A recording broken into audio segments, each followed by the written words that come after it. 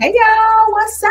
We're back for another video, guys. We are here. Can y'all hear me?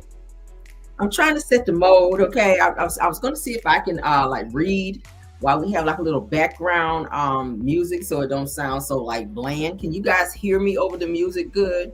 Do I need to turn it down some more? Let me know because I can hear it on my side. I want to see how you guys hear it on your side. Rose, can you let me know since you're first in the chat? Can you let me know, Rose, is the music too loud? Is it overpowering my voice? Can you hear me? Thank you all for being here. We're getting ready to get into this good book, honey. We get this tea. This will be part one of the book, okay? Are you there, Rose? Let me know. You said I can hear. Okay, I can hear. Great. All right, so everything said in the video is alleged, and in my opinion, we are getting ready to get into the book. Let's hold it up so you guys can see it, okay? It is The Life of a Real Housewife, rather, the Angela Stanton story. It's a memoir, national best-selling author, Angela Stanton, forward by Dr. Elvita King, okay? So as you guys can see, it's here. I'll back it up so you guys can see it in its entirety. Y'all see it there? That's what we're getting ready to start reading, guys. All right. I was trying to wait for some more people to get here. I know everybody was like, please don't start reading the book yet, Carrie. No. But we're going to go ahead and get into it because yeah, we're going to get into it. All right. So this is the Real Housewives of Atlanta. Real Housewives of the Life of a Real Housewife, rather. The Angela Stanton story, her memoir. All right, so we're going to jump right into it. The table of contents, as you guys can see, is there. Okay, so we're going to jump right in. I'll read, I guess, the introduction so that you guys will kind of know what we're getting into. The introduction. Okay, hold on.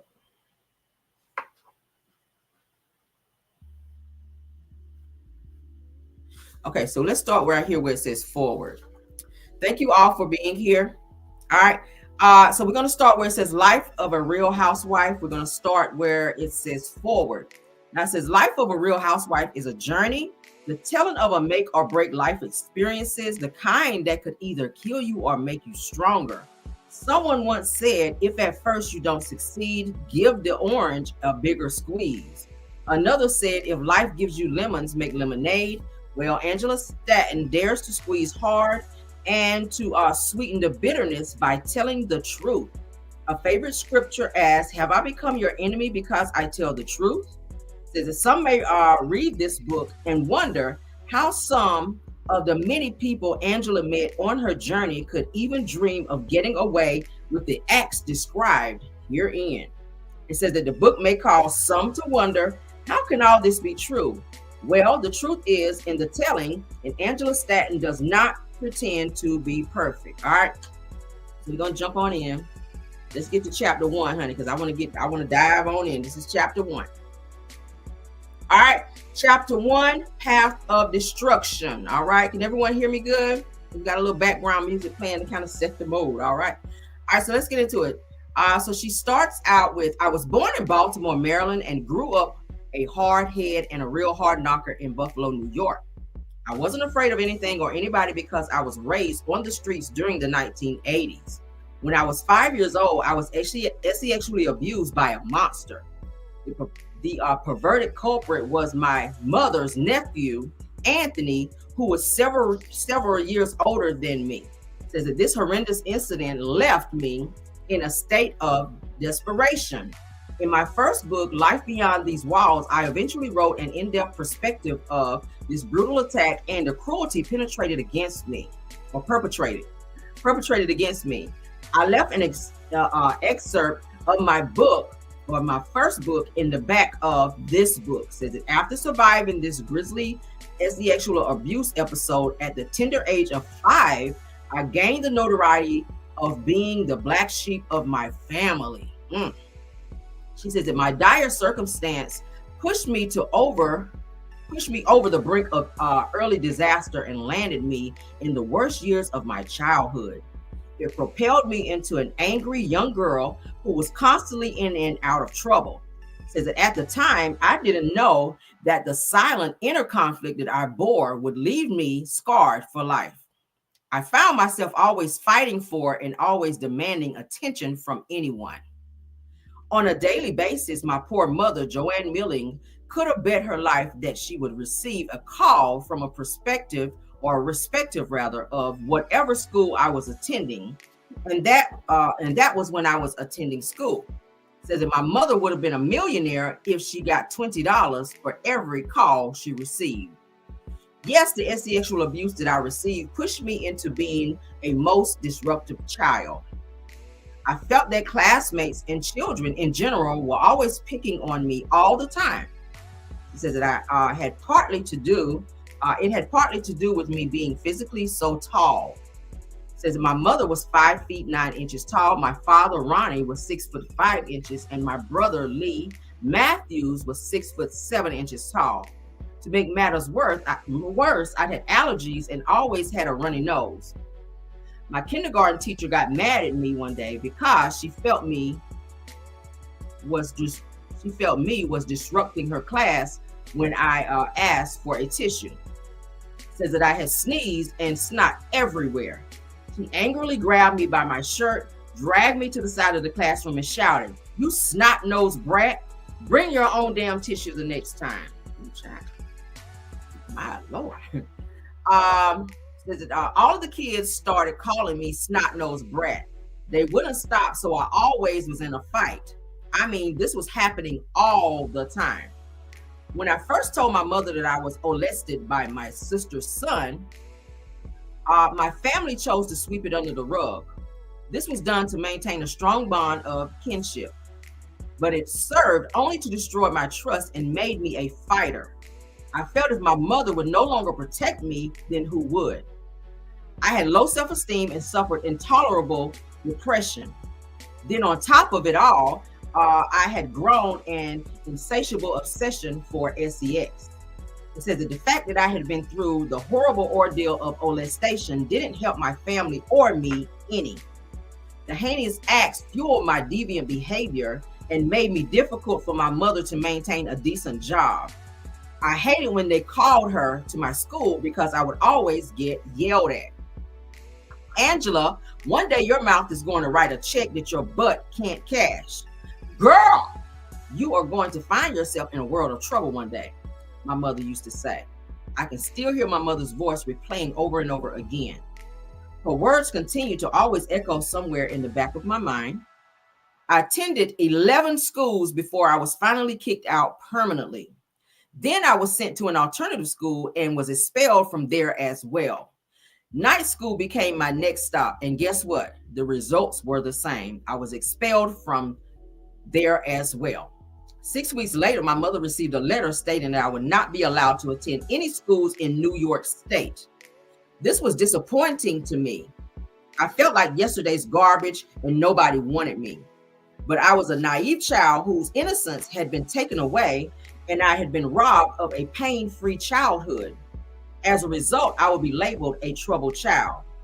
This was a description of my shrink, the psychiatrist placed in charge of evaluating how troubled I was when I was 9 years old.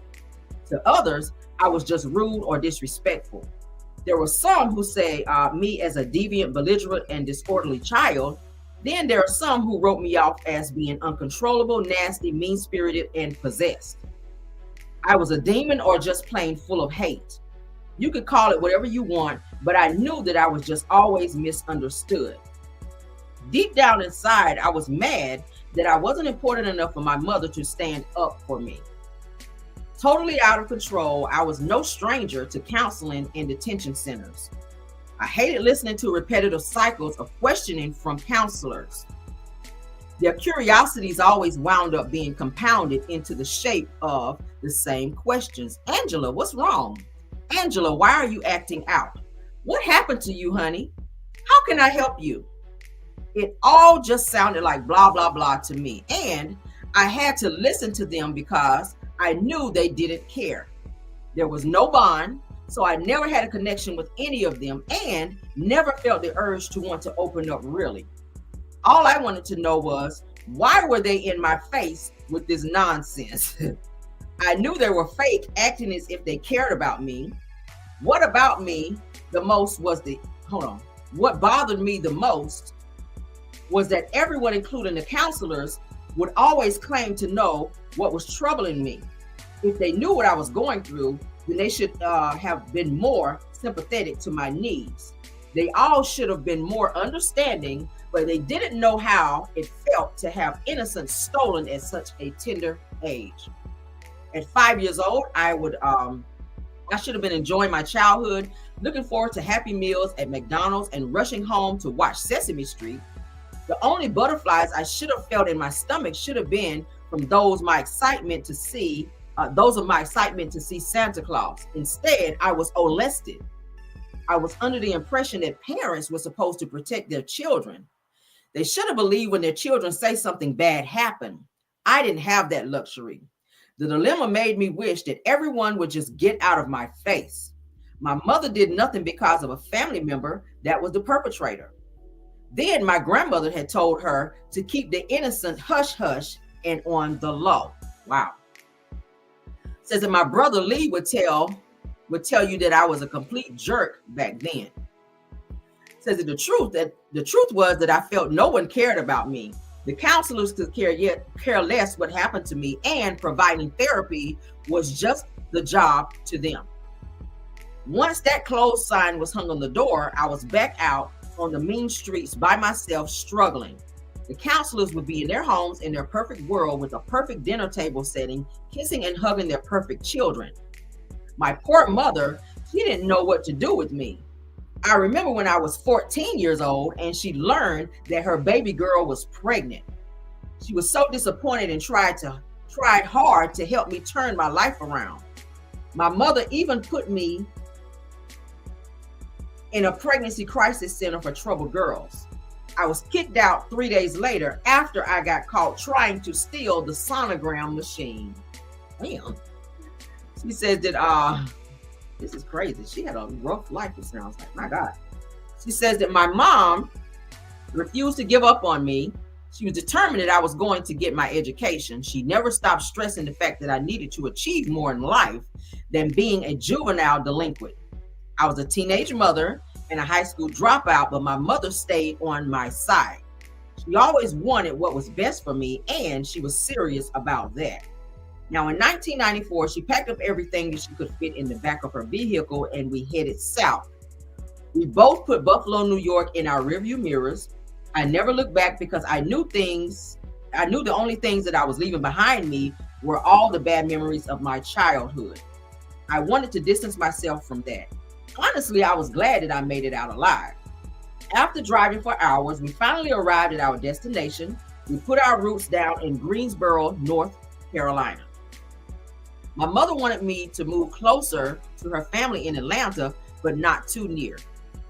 She was the seventh child out of 10 children, and yes, some were very dysfunctional. The scenery was much different from what I had imagined. It was more laid back and peaceful.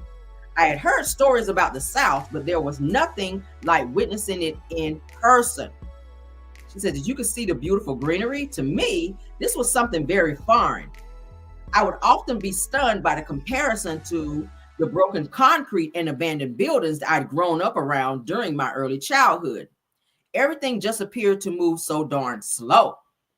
The people of North Carolina even talked more at a slower pace. Buses and cars didn't go flying by, and everybody there seemed to be compassionate and caring. This was amazing to me, and it was like a breath of fresh air. I remember thinking that I could learn to like this place. Hope suddenly returned, and positive thoughts started to fill my psyche. Maybe I could go to school, get a part-time job, and take care of my baby girl, Aaliyah. I put a plan together and started doing exactly that.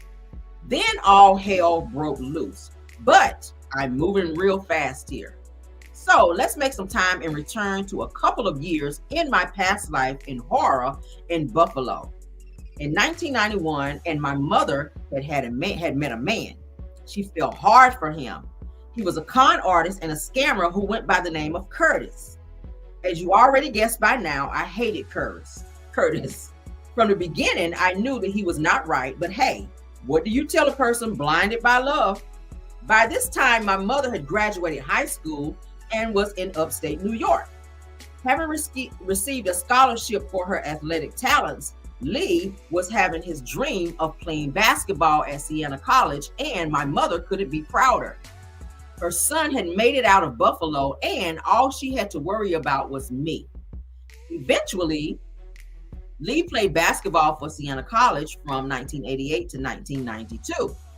I was sure that he would never have approved of Curtis, and I actually couldn't wait for the day when they would meet. Before meeting Curtis, my mother had already made a name for herself. She was a very successful woman who was working in her field of choice. Joanne Milling was an ambitious Black woman with an entrepreneurial spirit who had owned her own successful business. With nothing more than her faith, she had established a successful real estate business from scratch.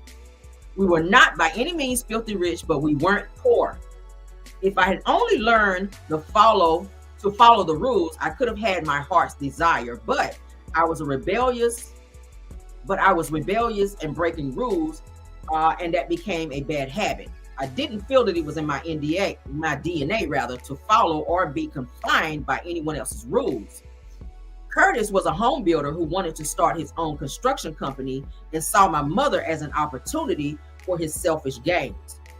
In her real estate business, she would purchase abandoned homes and he would hire to renovate them. Well, that was this initial plan. The second time in my life I ever laid eyes on Curtis, he was introduced to me as my stepfather. My blood instantly began boiling at the thought of this man being anything significant in my life. Things immediately started to change the moment Curtis moved into our home. My brother Lee was 7 hours away and was clueless about the recent change of events. He was spared the experience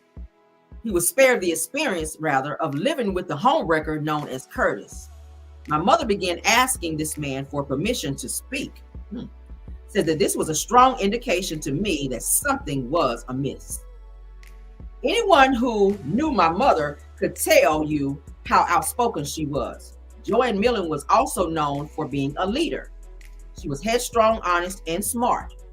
There was a power in her voice, but soon it would be silenced. And this happened whenever Curtis walked into the room. I could hear them fighting at night when she would leave me in the living room watching my favorite TV show on BET. She would be in the bedroom and I could hear him beating my mother. On one occasion, I remember sitting in the living room with two of my childhood friends. Out of nowhere, my mother came running and screaming for dear life. Following right behind her, chasing my naked mother with a knife, we gotta say it that way, was sorry ass Curtis. I immediately jumped up, ran into the kitchen, and grabbed the biggest knife that I could find. Then I took off after him. By the time I made it outside, I could see my mother running barefooted through the cold, icy streets, which was covered with snow. Curtis jumped in the car and he was attempting to run my mother down. Luckily, she made it to the house, locked all the doors, and immediately called the police. The next morning, she took out a restraining order against Curtis. By later that day, this evil man returned to our home and cut all the electrical wires to the house. It took the National Grid Power Company 5 days to repair the lines. During this time, my mother and I were prisoners in our own home. We remained trapped without electricity while the awful smell of rotten food filled our nostrils for days. This occurred because my mother was too frightened to leave the house. On the other hand, I refused to be captive in my own home. My mind was already made up. I made a promise to myself that I would unalive this creep. My mother knew it too. She was not only aware of my plan to commit an unaliving, but she felt it. It was this harsh world that we were all each other had. There was no way that I was going to stand by and let this con man take my mother away from me. I had already hated life, and the only thing that I had left to lose was my mother. I wasn't having that, so I So my blade was persistently by my side.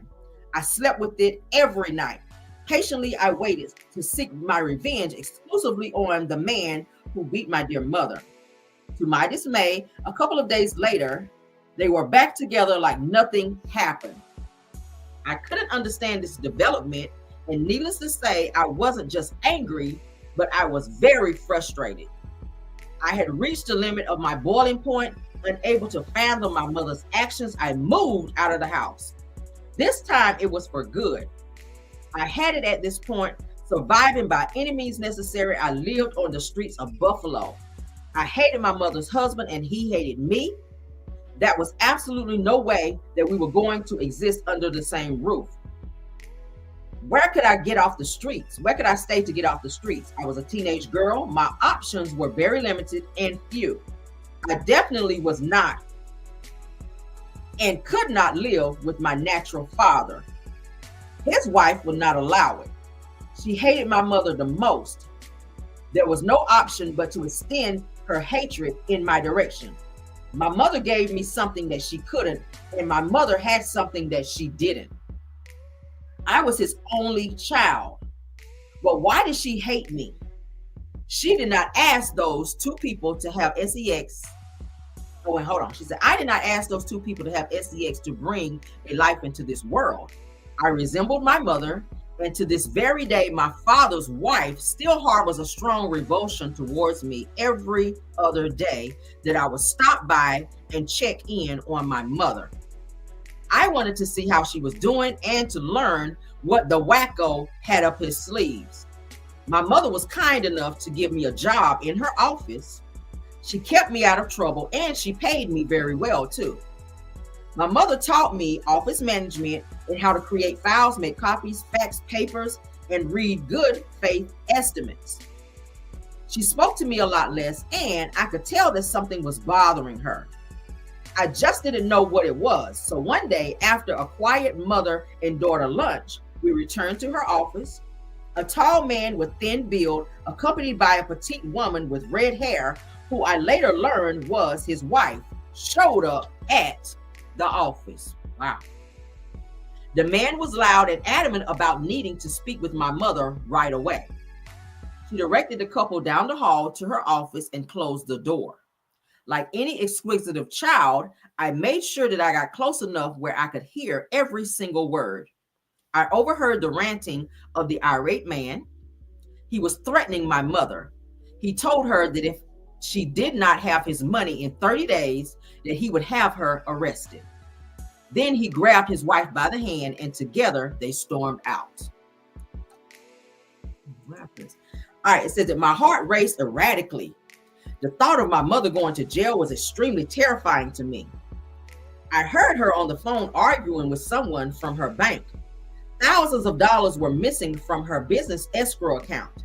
No money had been removed from her personal account, but the money embarked for her real estate clients was gone. The next weeks were like something out of a nightmare. My mother was avoiding telephone calls, telling people that she wasn't there while being in her office. Then she began eyeing everyone around her as if they were suspects in a plot against her. She had even put me, her only daughter, the one she gave birth to, at a distance. After a couple of weeks passed, a friend of mine handed me a newspaper and told me to read it. Right there on the newspaper front page was a picture of my mother, her home, and her business. She had been charged with fraud, and the federal agents had seized everything she owned. Wow. It says that her whole escrow account amounting to $80,000 had been wiped out. Curtis had gotten my mother really good. My entire childhood that I watched her work hard, and she made innumerable sacrifices to build a successful business. Then Curtis came along and stole it all away from right up under her nose. So packing up everything and moving to Greensboro, North Carolina was our welcome change. Both my mother and I were overdue a fresh start. Living in Greensboro initially proved to be a great idea. My mother went back to working hard in an attempt to rebuild her life.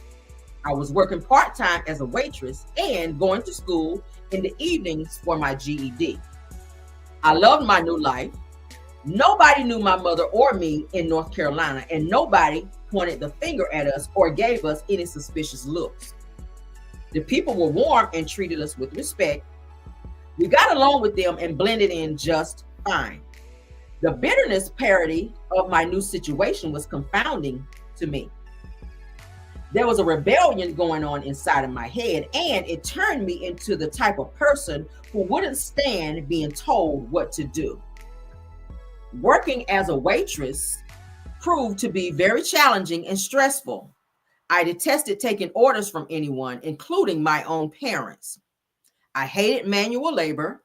I was a young girl and in great shape, but the only place that I wanted to stand on my feet for 8 hours or better was at a nightclub. After work, I walked 3.5 miles each day to get home. Once I made it home, the first thing on my list was to fix a cold drink. I would kick off my shoes and check on my mother, then see how my baby girl Aaliyah was doing. After my usual rough day at work, this was one of the favorite times of the day, or one of my favorite times of the day. This day, however, would prove to be different. I saw my mother's purse on the kitchen counter, but a quick glance made me realize that she wasn't around. I went into my bedroom and noticed Aaliyah alone on the bed. She was asleep. This was very unusual. My mother was in love with Aaliyah, and the only time she left Aaliyah's side was when she had to go to work. I immediately spun around and walked towards my mother's bedroom. Finding her door closed came as a huge surprise to me.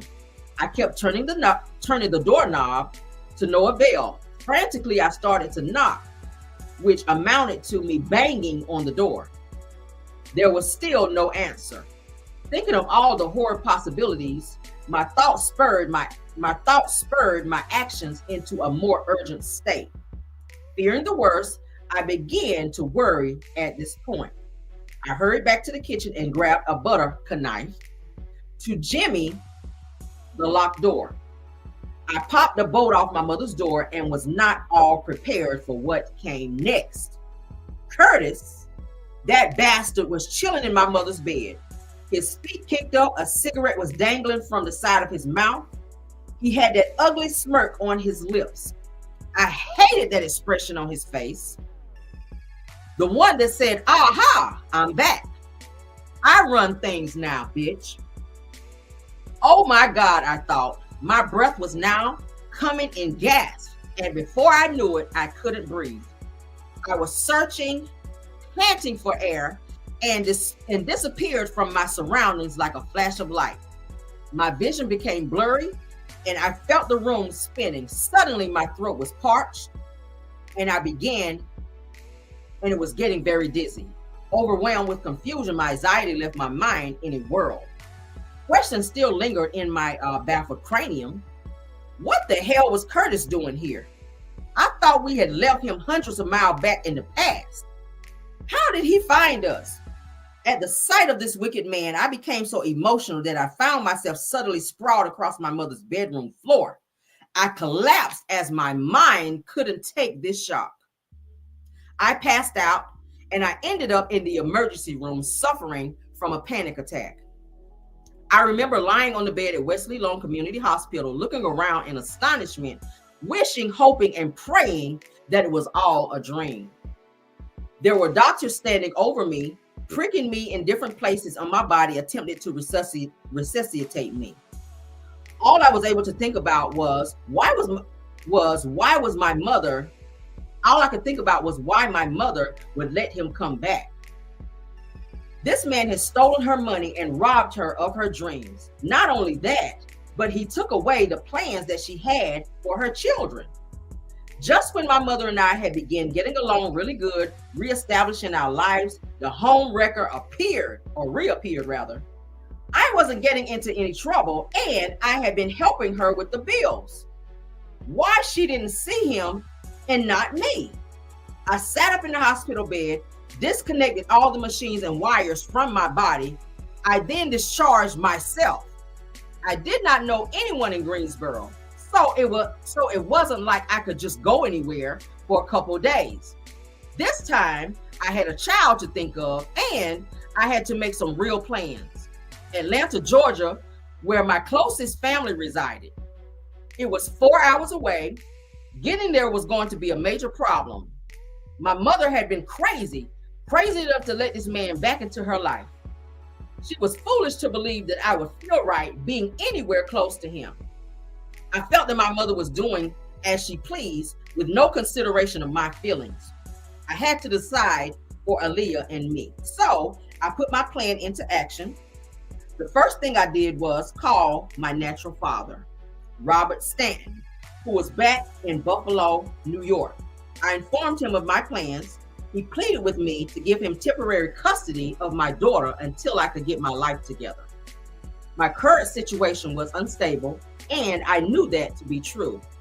I loved my baby girl, and I swear to God that I did not want to let her go. She was so beautiful and innocent. My baby girl had her whole life ahead of her. She did not deserve to be out on the streets. My life wasn't together, and I was headed to Atlanta, but had no money.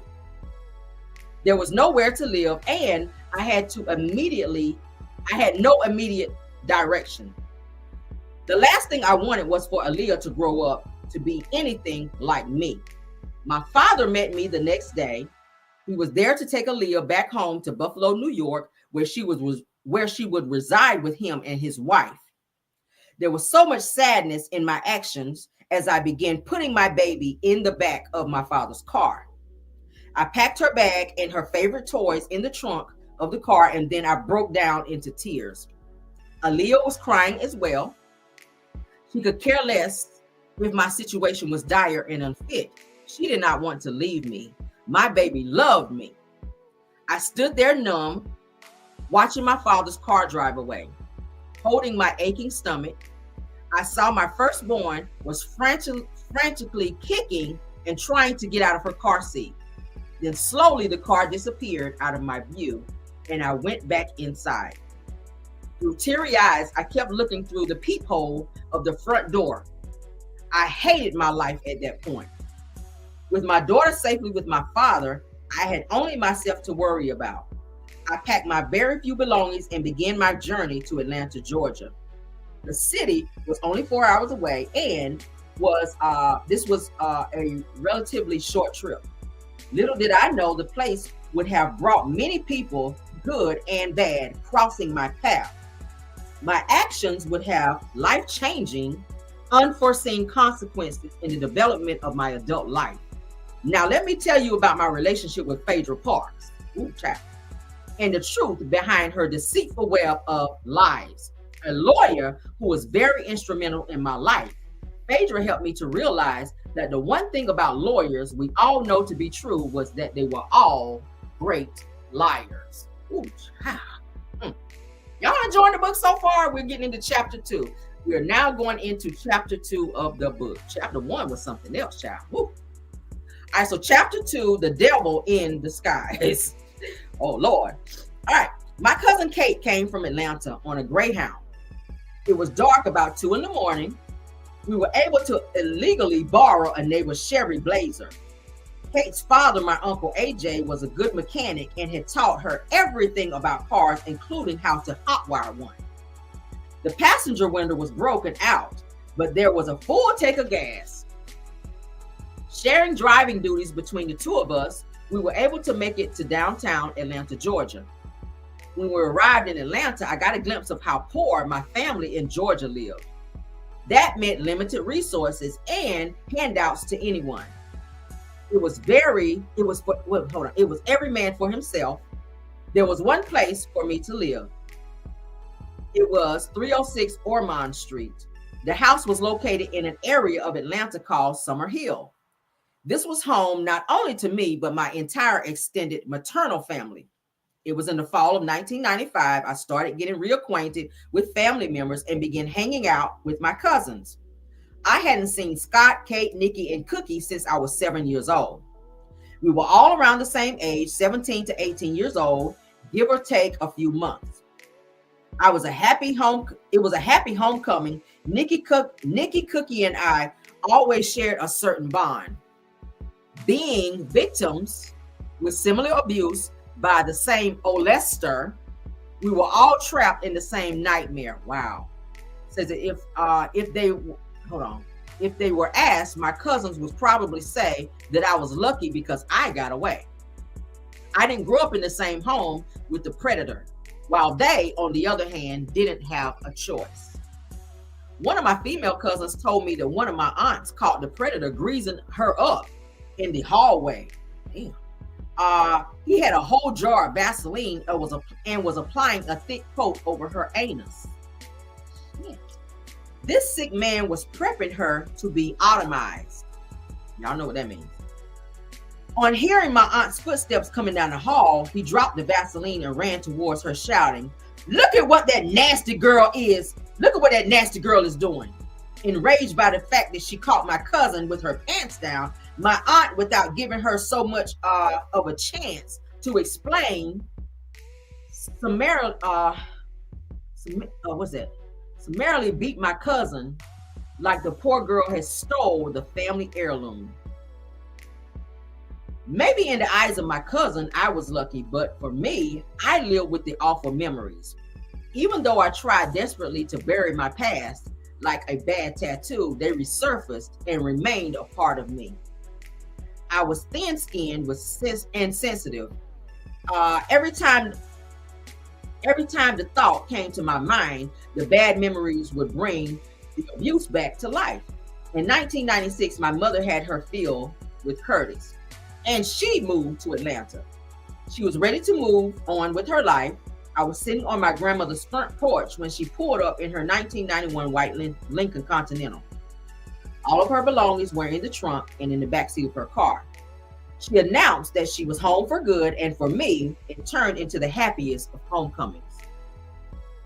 I had been on my own for a while now and needed the support of my mother. Even though I had appeared to be as tough as nails on the outside, on the inside, I was soft as pudding.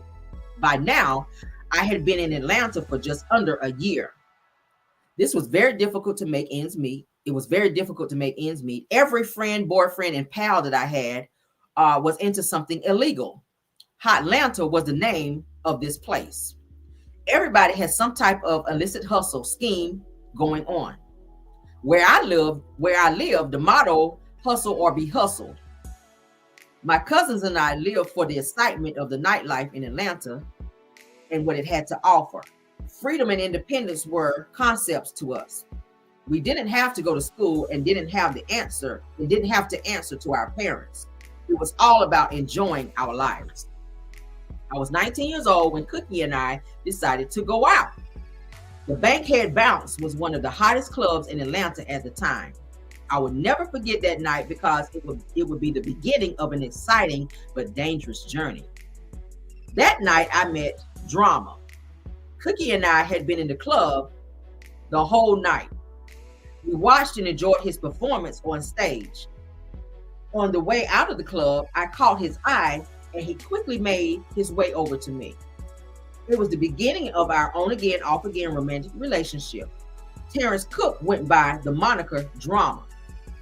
He had a hit single back then called Left, Right, Left. Hold up.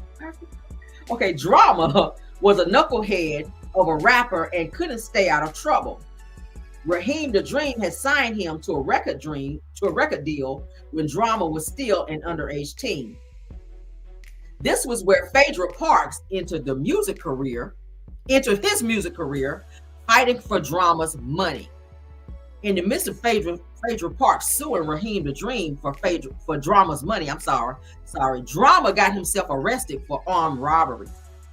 I never really heard anything about the lawsuit, and I don't believe Drama ever saw a dime. Wow. Between late 1998 and early 1999, Drama and I were in a relationship together. It was through my close connection with him that I would finally become acquainted with his high-profile attorney, Phaedra Parks. She not only talked about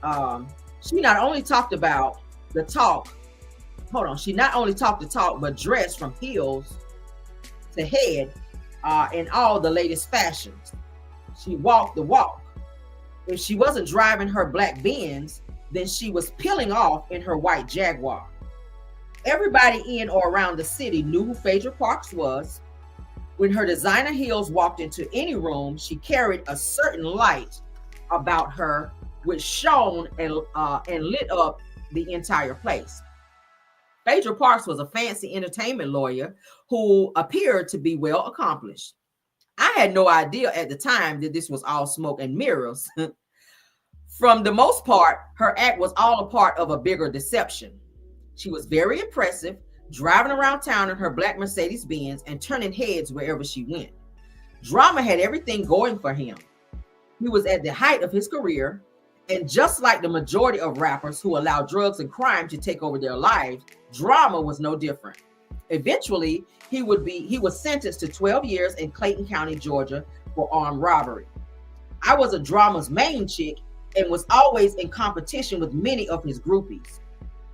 I was just one of the side pieces, a jump off, some may say. I don't mind admitting to that.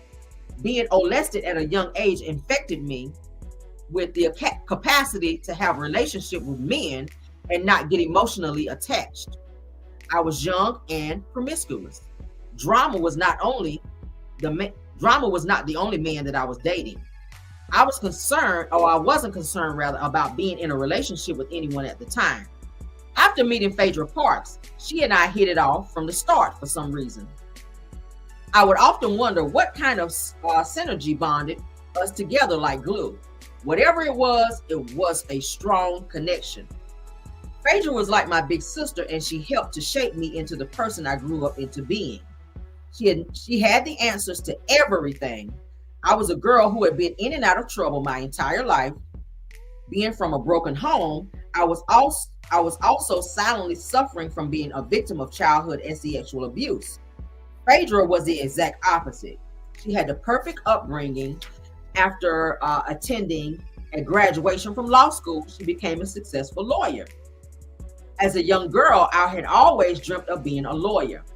Phaedra was my mentor, and not only did I respect her, but I admired her.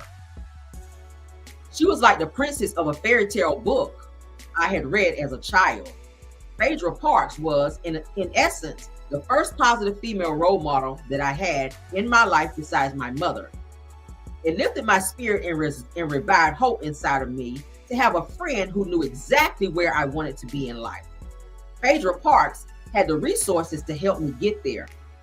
I saw her as someone who could show me how to stay out of trouble, point me in the right direction, and help me straighten my life.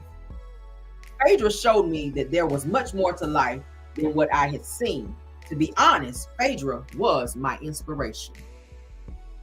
For some reason, I believe that she was somewhat my redeemer. At least that is what I thought. Phaedra and I were very close. Her home was like a second home to me. She was always welcome. Was always welcome when she showed up at my grandmother's home. She won the approval of my grandmother. Every time Phaedra would stop by, she brought tickets, loads of scratch-offs, and a bottle of Smirnoff vodka. Wow. That was all it took for my grandmother, Suge, to like you. My grandmother lived for games of chance, and the scratch-offs provided many opportunities. Suge loved her vodka, and Phaedra brought bottles. Suge was easily won over. On the other hand, my mother wasn't as easy to please, but she loved and admired Phaedra. She wanted whatever Phaedra had to rub off on me. Phaedra was independent, successful, and she had money. She was a career woman with a very bright future. I remembered the times when Phaedra would pick me up just to ride through the city in one of her expensive cars. We were big shit. My feelings of self-worth rose off the chains. Although we were two different people, our relationship strongly supported the theory that opposites attract. We talked to each other on the phone on a daily basis. Phaedra was living the good life. The money, the cars, the entertainers, and everything about her life appeared to be so grand. It was a type of life that I wanted, and I wouldn't stop until I possessed it myself. As our relationship continued to grow, I kept thinking that Phaedra was too good to hang around me and my crew. I mean, we were all from the streets. All of us were illegal, drug dealing drug users, and prostitutes and hustlers. Some of Atlanta's finest, if I may say so myself. My title was a hustler, and I was a good one. This was a quality that Phaedra may have seen in me. I hustled whatever I could get my hands on. Everyone that I knew, from family to friends, had some illegal kind of way to make fast money. Whenever they needed my assistance, I would provide my services for a small fee, of course. My loyalty and good work ethics paid off. When someone wanted a job well done, I was that person that they would call, whether it was drugs, hard items, or my body. I did everything from middleman to the running man and the front man. I played all the positions in the game. Street life was my expertise until Phaedra started showing me a totally different lifestyle. We would attend some of the finest parties in the city together. She introduced me to the fancy restaurants and exquisite shopping boutiques. December 31st, 1999, Casper, a family hustler from the streets who was close to me, was throwing a New Year's Eve bash in the penthouse, or in his penthouse. Casper was that real brother from another mother, as we say on the streets. He also and always supported me, so I was planning to attend the event. Phaedra was my close friend and made sure my clothes game was tight. She kept me up on all of the latest fashions and accessories. Phaedra hooked me up by sending me to the best boutiques in Atlanta, and I acquired the hottest fashions. When New Year's Eve finally rolled around, we were geared up to have a ball. Phaedra and her brother attended the gala affair with me. We had such a fabulous time. There was a 6-foot long cake and countless tables of food. A live band played throughout the night, and the revelers jammed to the latest tunes. Good music filled the air, and I danced, feeling nothing but joy, and more joy. It was a real celebration. We celebrated making it through the millennium alive, and the world had not been destroyed as everyone had predicted. I wasn't afraid anyway. Honestly, I felt like it would be better if we had all died together. Damn. It wasn't like we couldn't do anything about it, and it had happened anyway. Like a doting young sister, I loved and looked up to Phaedra Parks. There are times when I still do. She put me up on all kinds of games. She taught me always to look good and to act like I had money, even if I didn't have a dime. She taught me to walk with my head held high and never be ashamed of who I was or where I had come from. She always saw a greener side, and to her, nothing was the end. She felt everybody deserved a second chance. Her attitude was always positive, and she had a can-do attitude and was always helping. She always preached that everything would be all right. It's where you're going that you should be concerned of, that she always advised me. I remember that particular incident that had happened yesterday. We were eating at Papado's Seafood, my favorite place. It was one of her favorite places to dine. Her hair was pulled back in a bun. Her big eyes were dead set on me. Phaedra spoke with such conviction, and she made me feel like I was a child being reprimanded in a gentle way. It was just the way that she spoke and how she looked at me. This mild scolding had everything to do with her presentation, and I got it. I understand completely what she was saying, and I believe her. It was all about where I was going. Finally, Phaedra gave me my life back. A few months of hanging with her, and I had ceased to being a mean girl and so hateful. I also stopped dwelling in the past, or on the past. Like sand in the hourglass, all of the hurtful things that I had been through slipped away. Phaedra made me feel secure to be around her.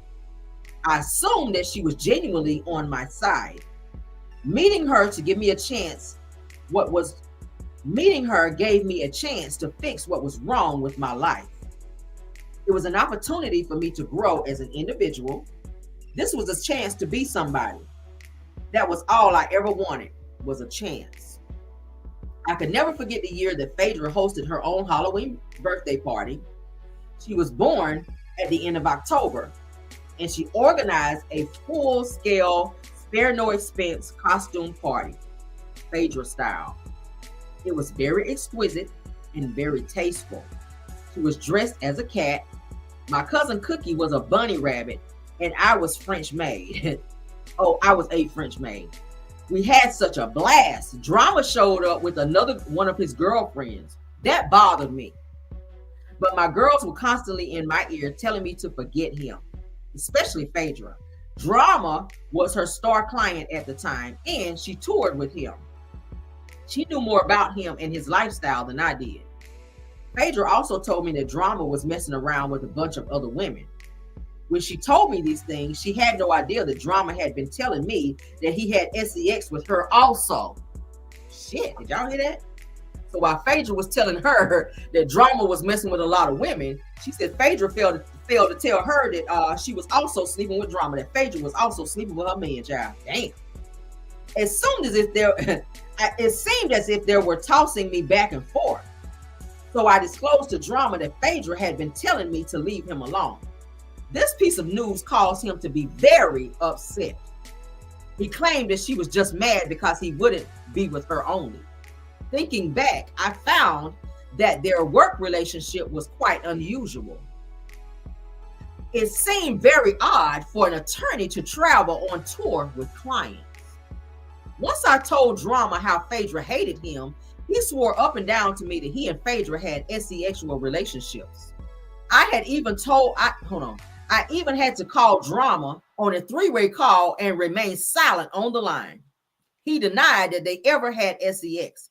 Looking back, I realized that I knew that I was listening, or that he knew that I was listening on the call. She had already prepped him on what to say, similar to the way she briefed all of her clients. Damn.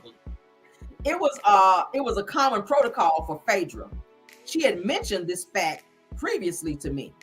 At the end of the day, all signs confirmed that Phaedra was a real freak. It was not a stretch to believe that she had an intimate relationship with Drama behind my back. She even admitted it on national television when she blurted out that her freak number was an 8 or a 9.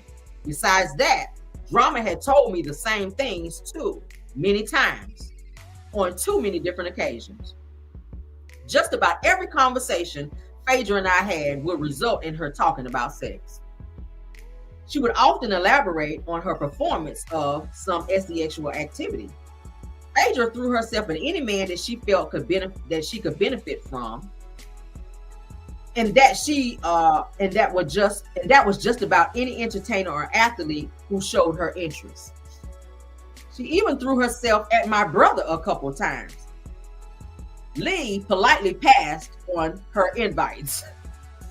He said that she's not my kind of lady. I consider Phaedra a friend, so there were plenty of visits to her home. Some were for business and plenty for pleasure. Ooh, child. Sometimes I would visit her just so that we could talk over a glass of wine. We talked about everything from men, clothes, sex, children, and the future. She also shared her personal photo album with me. There were all kinds of pictures of her dressed as a dominatrix, bent over and posing in different positions. Jesus. I was shocked. But it didn't stop me from looking, girl. Says Phaedra tripped me out, and I continued viewing the album, but it was mostly in disbelief. I recall the first time that I visited her home on Oregon Trail in Marietta, Georgia. My cousin Kate tagged along with me on this particular visit. Now, my cousin and I were known for cracking jokes and talking bad about people. Just like any other buddies who were also family members, we shared a lot of laughs. Maybe it wasn't a good idea to invite my cousin, but it was already too late. Phaedra's home was nice, but was not all that fancy, and I had thought that it would be. At the time, she was living in a 3-bedroom home with 2 baths and a 2-car garage. There was a small front yard, and the home was in a middle-class neighborhood. Inside, a maroon carpet was on the floor, and when you walk in, the garage was located on the right. I can tell she ain't lying because she's very detailed. There was a big spacious living room on the left, decorated in maroon and gold colors. The kitchen was located further down the hall. Her bedroom had a queen-size canopy bed, and there was a master bedroom. She's very detailed. Her home was average at best, but what tripped us out was her bedroom. There were a pair of handcuffs attached to the headboard. Whips and freaky ass underwear were hanging everywhere. This was a den for S&M. Her tools were openly displayed as if she wanted people to know that she was a freaky woman. In her bathroom, she had at least $4,000 worth of various makeup products scattered everywhere. This scene was hilarious and ironic. Since she was a big-time entertainment lawyer, we thought that she would be somewhat conservative and modest, especially since she was the daughter of a preacher. Yeah, right. Phaedra was all kinds of S&M. Phaedra was into all kinds of S&M activities. Back in those days, everybody in Atlanta heard the rumors about her sleeping with over 90% of her clients. Damn. I didn't personally witness any of her sexual acts, but Phaedra did talk about some things. SEX was one of them, and she owned everything associated with the dominatrix lifestyle. Phaedra loved to run her mouth about whatever she could find to talk about. So it came as no surprise when she gave me the inside scoop about when Mystical was first arrested. Phaedra represented him as well. I knew a lot of details about him based on my conversations with Phaedra. So much for attorney-client confidentiality. One time, she talked really bad about Mystical's baby mother. She told me about the first time she first met the young woman at an area shopping mall. According to Phaedra, Mystical's baby mother had some nerve being outside wearing bedroom slippers. She kept insinuating how his baby mother was so ghetto despite all the money generating from Mystical's music career. At the very minimum, she thought that at least that she could do was buy the girl a nice pair of shoes. I remember thinking, why was she so concerned about what the woman was wearing? Was she jealous? Of course she was jealous because I'm quite sure she was screwing him too. It was obvious. Mystical, if you read this book, you might want to ask Phaedra about your attorney-client privileges. I will not elaborate on too many details for the sake of Mystical, but I would like to say that Phaedra told me that Mystical was guilty long before he was ever convicted. The hairdresser and those checks, the hairdresser and those checks, right? Oh yeah, I remember about you and your boys at the hotel. Phaedra told me that Mystical was the dumbest motherfucker she had ever met in her life. She told me that his hairdresser, a woman that she had known or that he had known for a long time, stole some checks out of his checkbooks and stole $80,000 from him. Instead of calling the police, Mystical called a woman to the hotel under pretension that he wanted his hair braided. Then he and his entourage R-worded the woman, beat her, and itemized her. Phaedra Park was absolutely livid. Phaedra and I shared a lot with each other. I remember Phaedra calling me several times about a professional football player that she was dating at the time. He dragged her butt through the ringer, and she deserved it. She went through so much with this guy, and I couldn't understand why she was having these problems. I thought she was everything a man would want, and that man would value, and that man and any man would value to be honored to be in a relationship with such a successful entertainment lawyer. She was really hurt when she found out that her NFL ball player boyfriend had impregnated a stripper from Atlanta infamous strip club Magic City. She went on and on about how the broad was nothing more than a stripper and that she was a lawyer. She just couldn't believe her boyfriend was stooped so low. Phaedra had spoken to me several times about this particular football player, and by her conversation, she had high hopes for this relationship. Phaedra had mentioned to me previously that she assumed that he was messing around. I found out about him when she brought him up in a telephone conversation we were having one day. I consider myself to be a true friend. Look, Phaedra, you might be an intelligent and successful super lawyer and all of that, but that man has money too. Sometimes men like submissive and independent women. They need to reinforce their power and dominance, I said to her straight up. Just because she had money and a name did not give her the right to handle a grown man any kind of way, especially a man with his own money plus having his own name. It doesn't work like that. Eventually, she began to realize that my input was invaluable when it came to love and relationships. I was amazed by the fact that my friend, an accomplished attorney, would call me for advice. I received a sense of validation from giving Phaedra advice about it made me feel needed. To top it off, I was usually right. Then it slowly dawned on me because one had money did not guarantee that would give happiness. From the NFL player, Phaedra moved on to dating a popular Atlanta radio personality. He was a DJ. He was DJ Nabs of Atlanta's popular show in the lab with DJ Nabs. She stalked this man. Please believe that. I promise you she did. She would call him back to back, constantly trying to control him in his every move. She was a very demanding individual. I would ride with her by his house several times. She would just drive by there just to see if he was home. Then she would check out whose car was in the driveway and if his lights were on, and peep in to see if the TV was on in his room playing. These actions would amount to stalking.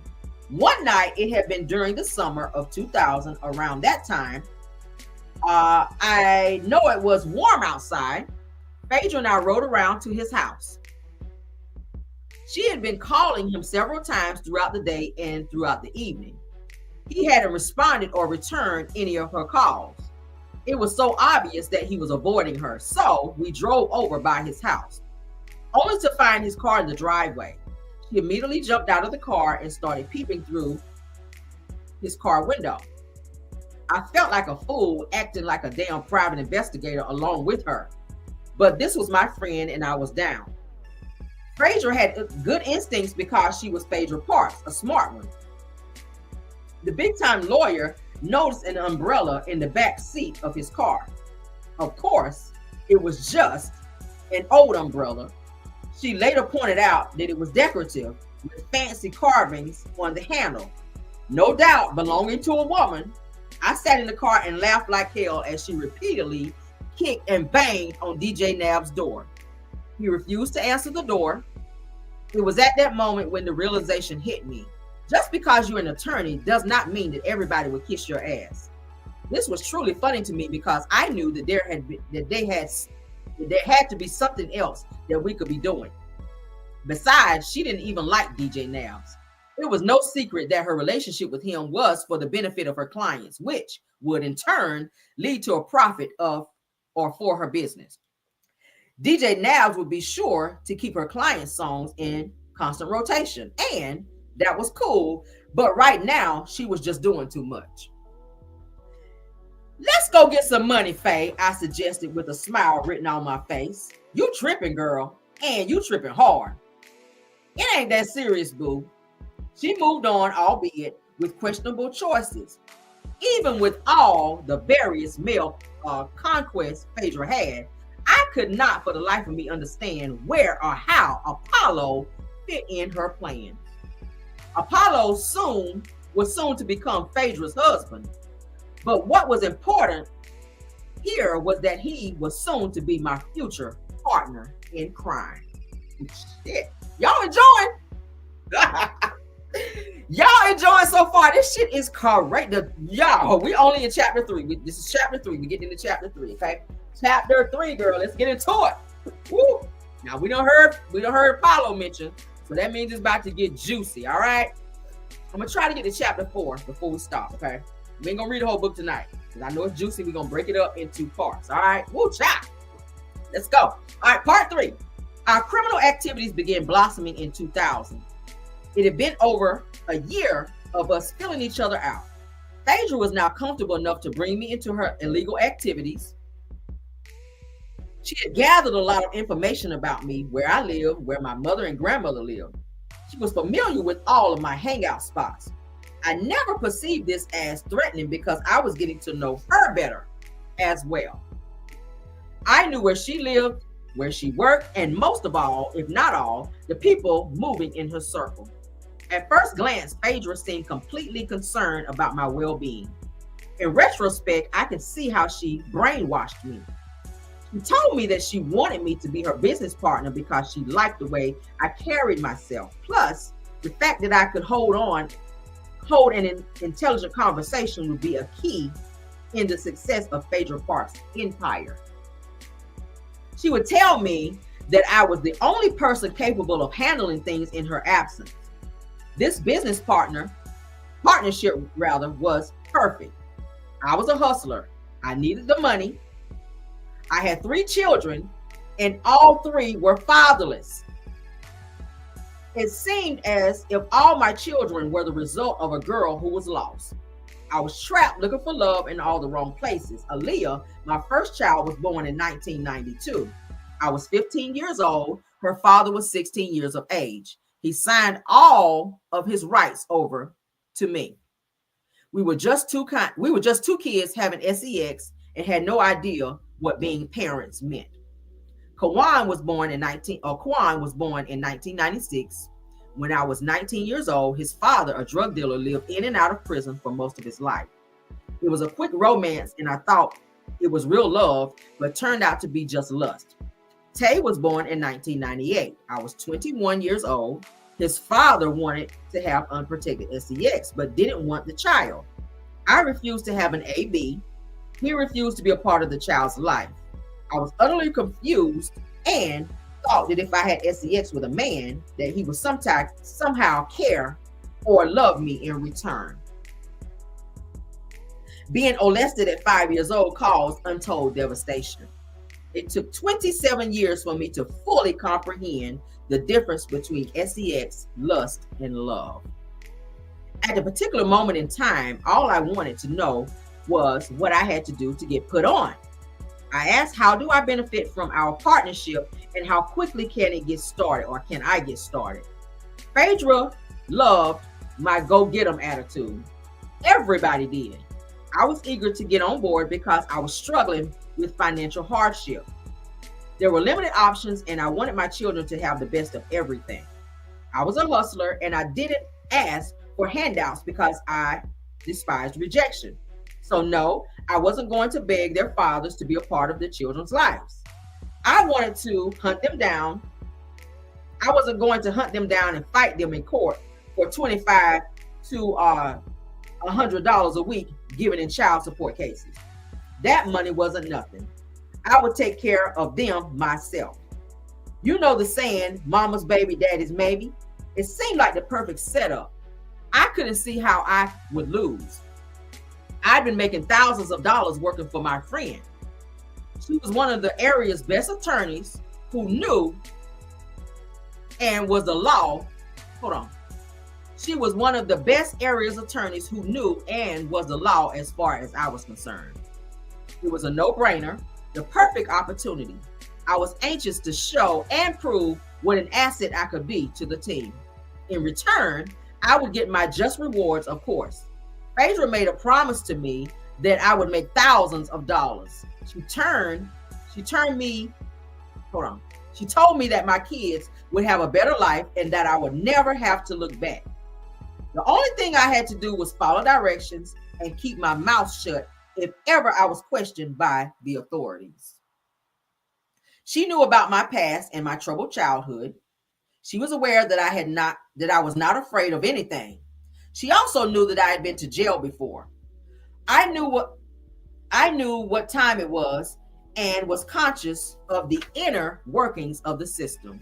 Therefore, Phaedra did not have to worry about me implicating her. I recognized when I should stay quiet, Being involved with the penal system in the past had left me thoroughly briefed. When I was 12 years old, I was arrested for shoplifting. It occurred at the Main Place Mall in Buffalo, New York. The store was on the second level of the mall near the escalators. I took a white shirt, a navy blue and white polka dot skirt, and left the store. I thought for sure that I had gotten away scot-free. The skirt and shirt were in my bag, and $150 was inside my pants pocket.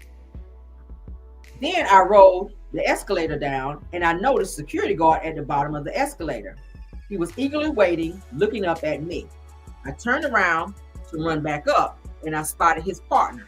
Shit, I breathed under my breath. I was caught red-handed. The total of the outfit was $25. My mother was so mad. I had the money. I just wanted to see if I could get away with the crime. But I didn't get caught, and he took me to the station. But I did get caught, and he took me to the station and called my mother to pick me up. She couldn't understand why I would take the chance of shoplifting when I had the money. I blew her wig back when I told her that it was the thrill that I got out of doing it. Before I met Phaedra, I had been hustling, and I had several arrests for petty crimes, including shoplifting, theft by receiving, giving false information, driving on a suspended license. To plainly put it, I was a petty hustler and thief until I got on board with Phaedra. She made a promise to me that if I ever got in trouble, that she would represent me. That was my security blanket. She told me that there was a secret society among lawyers and judges. She made me believe that if I ever got busted for anything, that she would be able to get me off. This was due to her affiliations and influences. It was all I needed to hear. I was ready to go. It started out very simple. Early morning, Phaedra and I had a meeting at either her home or at her office. She shared with her attorney at 1069 Spring Street in Atlanta, Georgia. Phaedra would provide computer printouts, fake identification cards, and fraudulent checks. The computer printouts contained brand names and the model numbers of specific electronic items. These included laptop computers, Palm Pilots, and DVD players, jewelry, home furnishings, and televisions. I always assumed she had money and couldn't quite understand why she needed such a large quantity of hot items. She never paid me for these types of jobs, but that was fine with me. My payment came in the form of additional checks that she provided for my own use. There were no complaints coming from me. I had everything that I wanted, as well as a prepaid attorney on my side if things went bad. In this business venture, Phaedra provided her family and friends with the latest in electronics for half the retail price. I found out how superior Phaedra's operation was by the people that she dealt with. When she called and told me to meet her at an office over on Northside Drive, I didn't know what to expect when I got there. It was sunny outside that day, but the wind had a strong force behind it. I arrived around 11 o'clock that morning and hopped out of my favorite car, a 1982 box Chevy Caprice Classic. It was all white with navy blue interior, wood grain steering wheel, super clean, everything original, beating the block down with 4 12s in the trunk. The heavy wind was blowing away everything that wasn't tied down.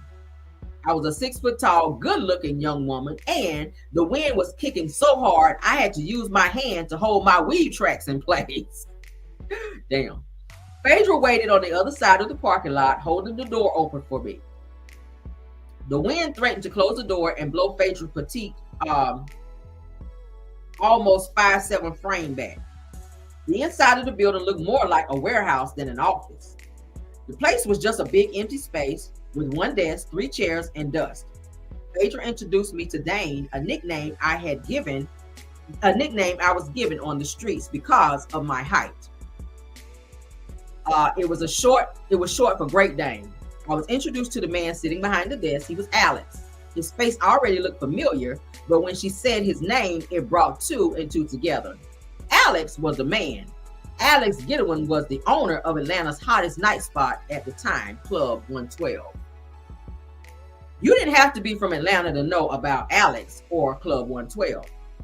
It was a guarantee that you heard about him or read about him. Alex was a very well-respected Atlanta businessman. I had seen him several times before I visited the club. His tall, slim build, along with his caramel brown skin, made him easy to remember. Every time I saw Alex, he was standing in front of the club, making sure his business was operating smoothly. He never hid behind his desk. He took his seat in the chair next to me and listened to Phaedra give me my instructions.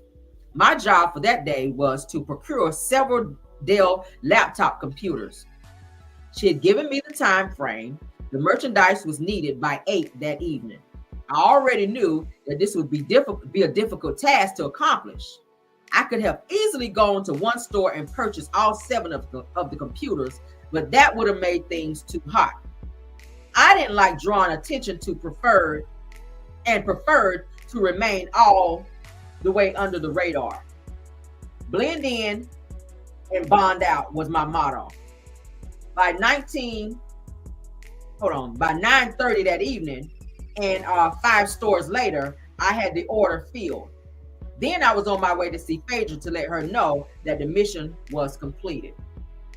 I was learning the ropes, and I had a damn good teacher. My mother always taught me that I reminded her of a sponge because I was a quick study. I had a photographic memory and soaked up everything around me. It amazed me that any person with any kind of government ID could write a check on a business account. I always thought that it had to be this particular business owner, but to my surprise, I wrote checks well over $10,000, which were never verified or questioned. Damn. Phaedra was one smart broad. I kept that bit of information under my hat because it was good to know for future references. The game was set up like this. If I stole one of your business checks, I can make an exact duplicate of that same check. I can go next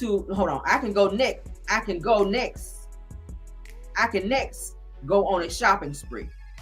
Name or identification didn't have to match what was on the card. It could be any Jane or Jane Doe. That check would still be approved as long as it was a business account. If inquiries were made, then I could easily report that I was your associate in charge or of whatever part of the business, secretary or partner. I treated my hustle just like a regular job, rising at the same time every day, on go. I was just like the Energizer Bunny. In the end, my persistence paid off, and I was regimented. The job that I performed was considered to be business to business. I ran into and came across a lot of different people. One such person was a local rapper named Slim. I fell in love with Slim the instant I saw him. Falling in love easily and immediately after meeting someone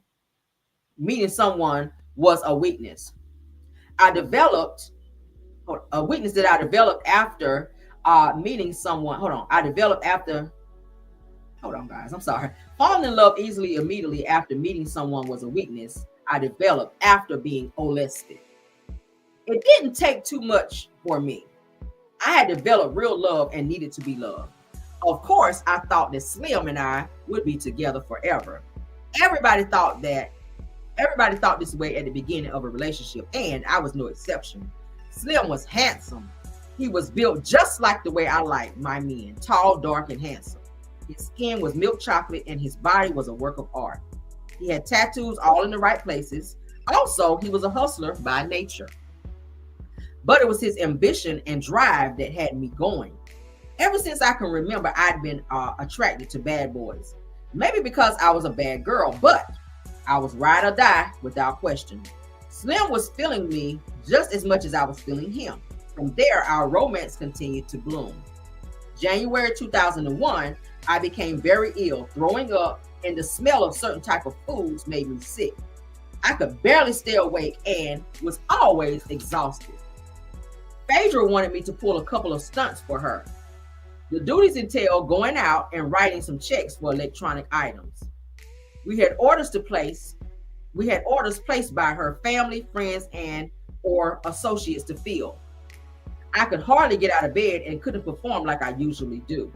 I knew exactly what was causing my illness, but was in denial. Phaedra kept calling back to back until finally I realized that she wasn't going to let me rest. I got up, got dressed, and drove to her home. The moment she saw me, Phaedra could tell something was wrong. She mentioned that I might be pregnant. She shook her head, grabbed her purse, and drove to the nearest drugstore while I went to sleep in her bed. A trash can was strategically placed near the bed for any upheaval. I knew that I was pregnant again. Phaedra returned with the pregnancy test kit, and the test confirmed what I suspected. Phaedra immediately began pleading her case to the court. Of course, it wasn't a real court. She says I was being sarcastic, but she was pleading with me about why I didn't need more children. She went on and on talking about how her criminal enterprise was in full force. The money was rolling in good, and I was her MVP. She told me that if I had another baby, that it would slow down the entire business. Phaedra was right. I didn't want another child, and economically, I couldn't afford another child.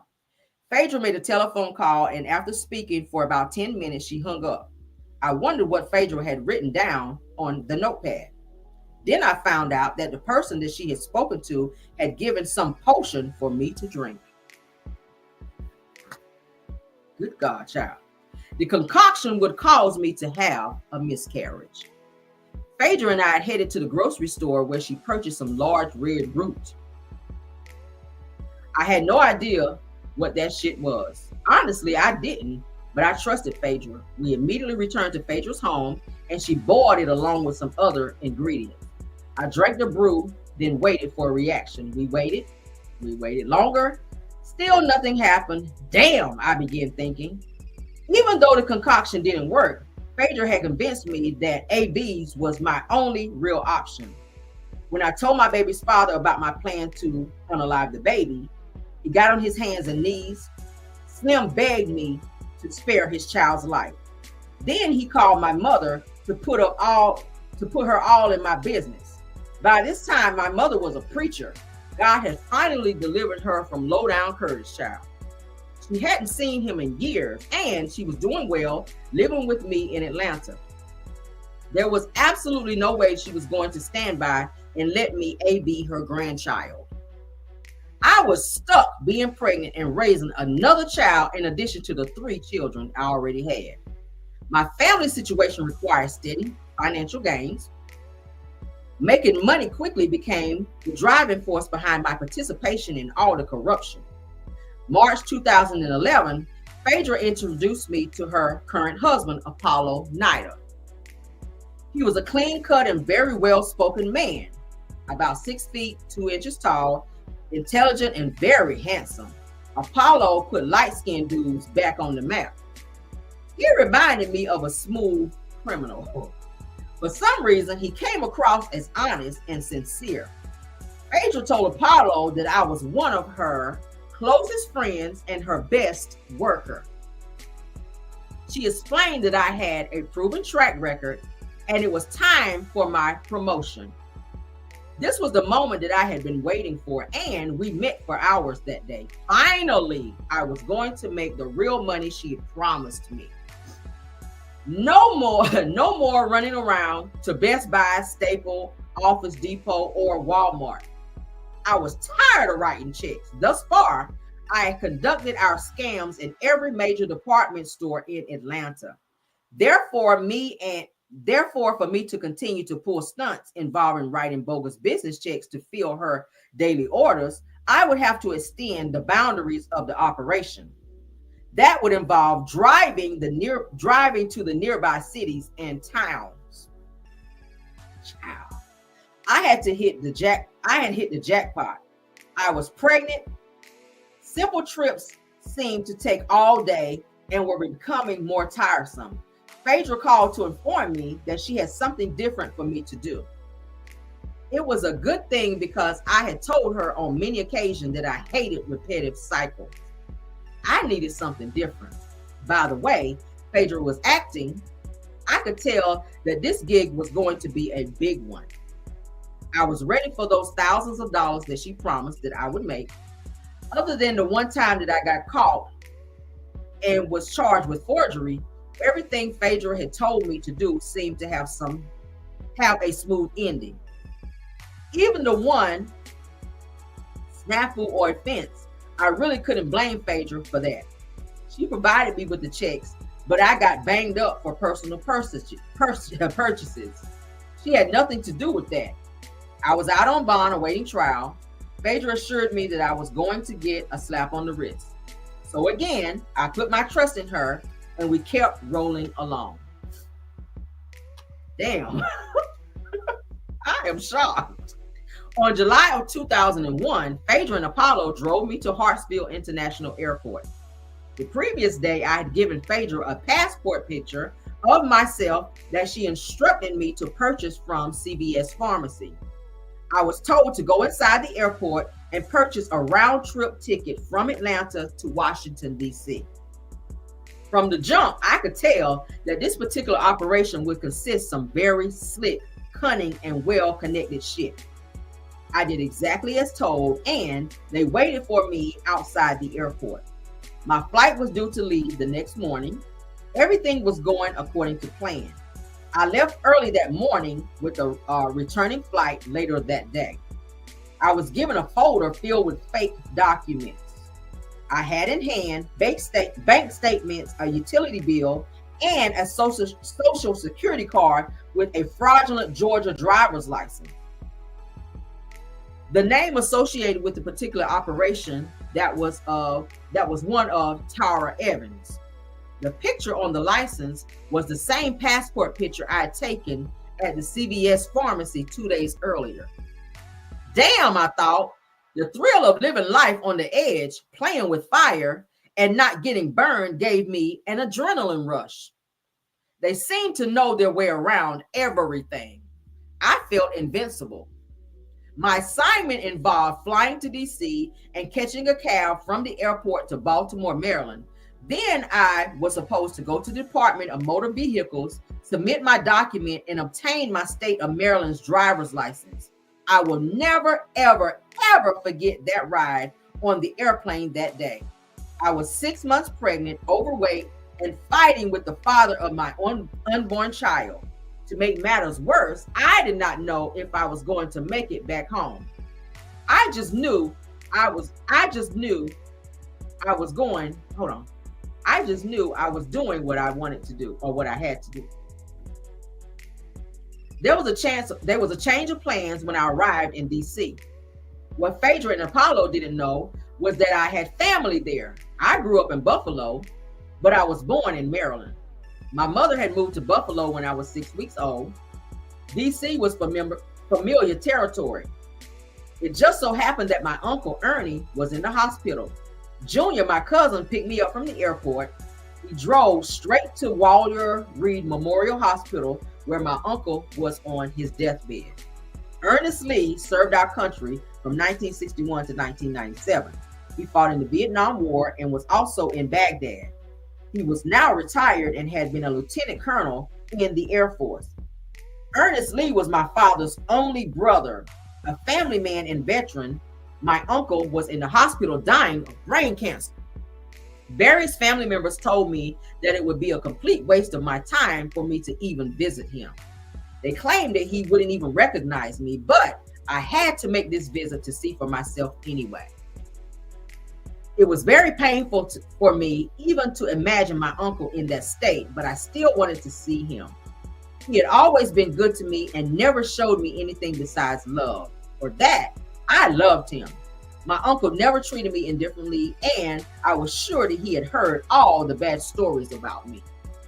Uncle Ernie had heard of the many schools which expelled me. He heard all about being mischievous and disrespectful. Even when I got caught stealing, he heard about that too. My family members made sure that they told him all the times that I had run away from home and the hell that I dragged my father and his only brother through.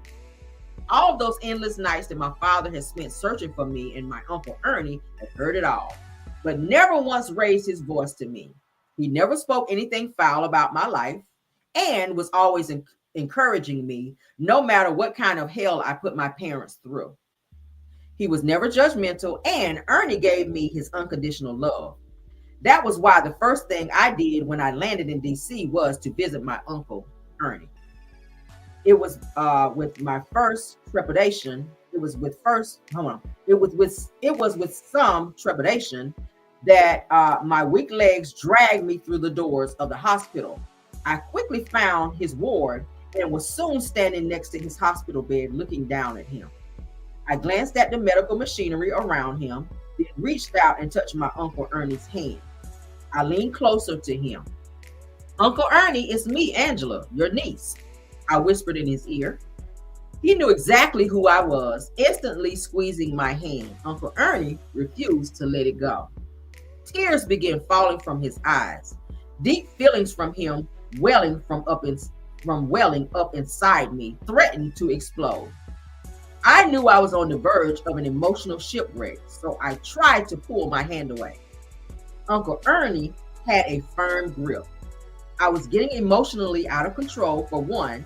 After all, I was there to do a job, and I did not have time to be sidetracked by my feelings for an ailing uncle. With some hesitation, I began peeling his fingers away from my hand. Silently, my tears rolled down my face while I severed our connection one finger at a time. I was thinking about his inevitable fate. Uncle Ernie was crying because he knew it was the end for him.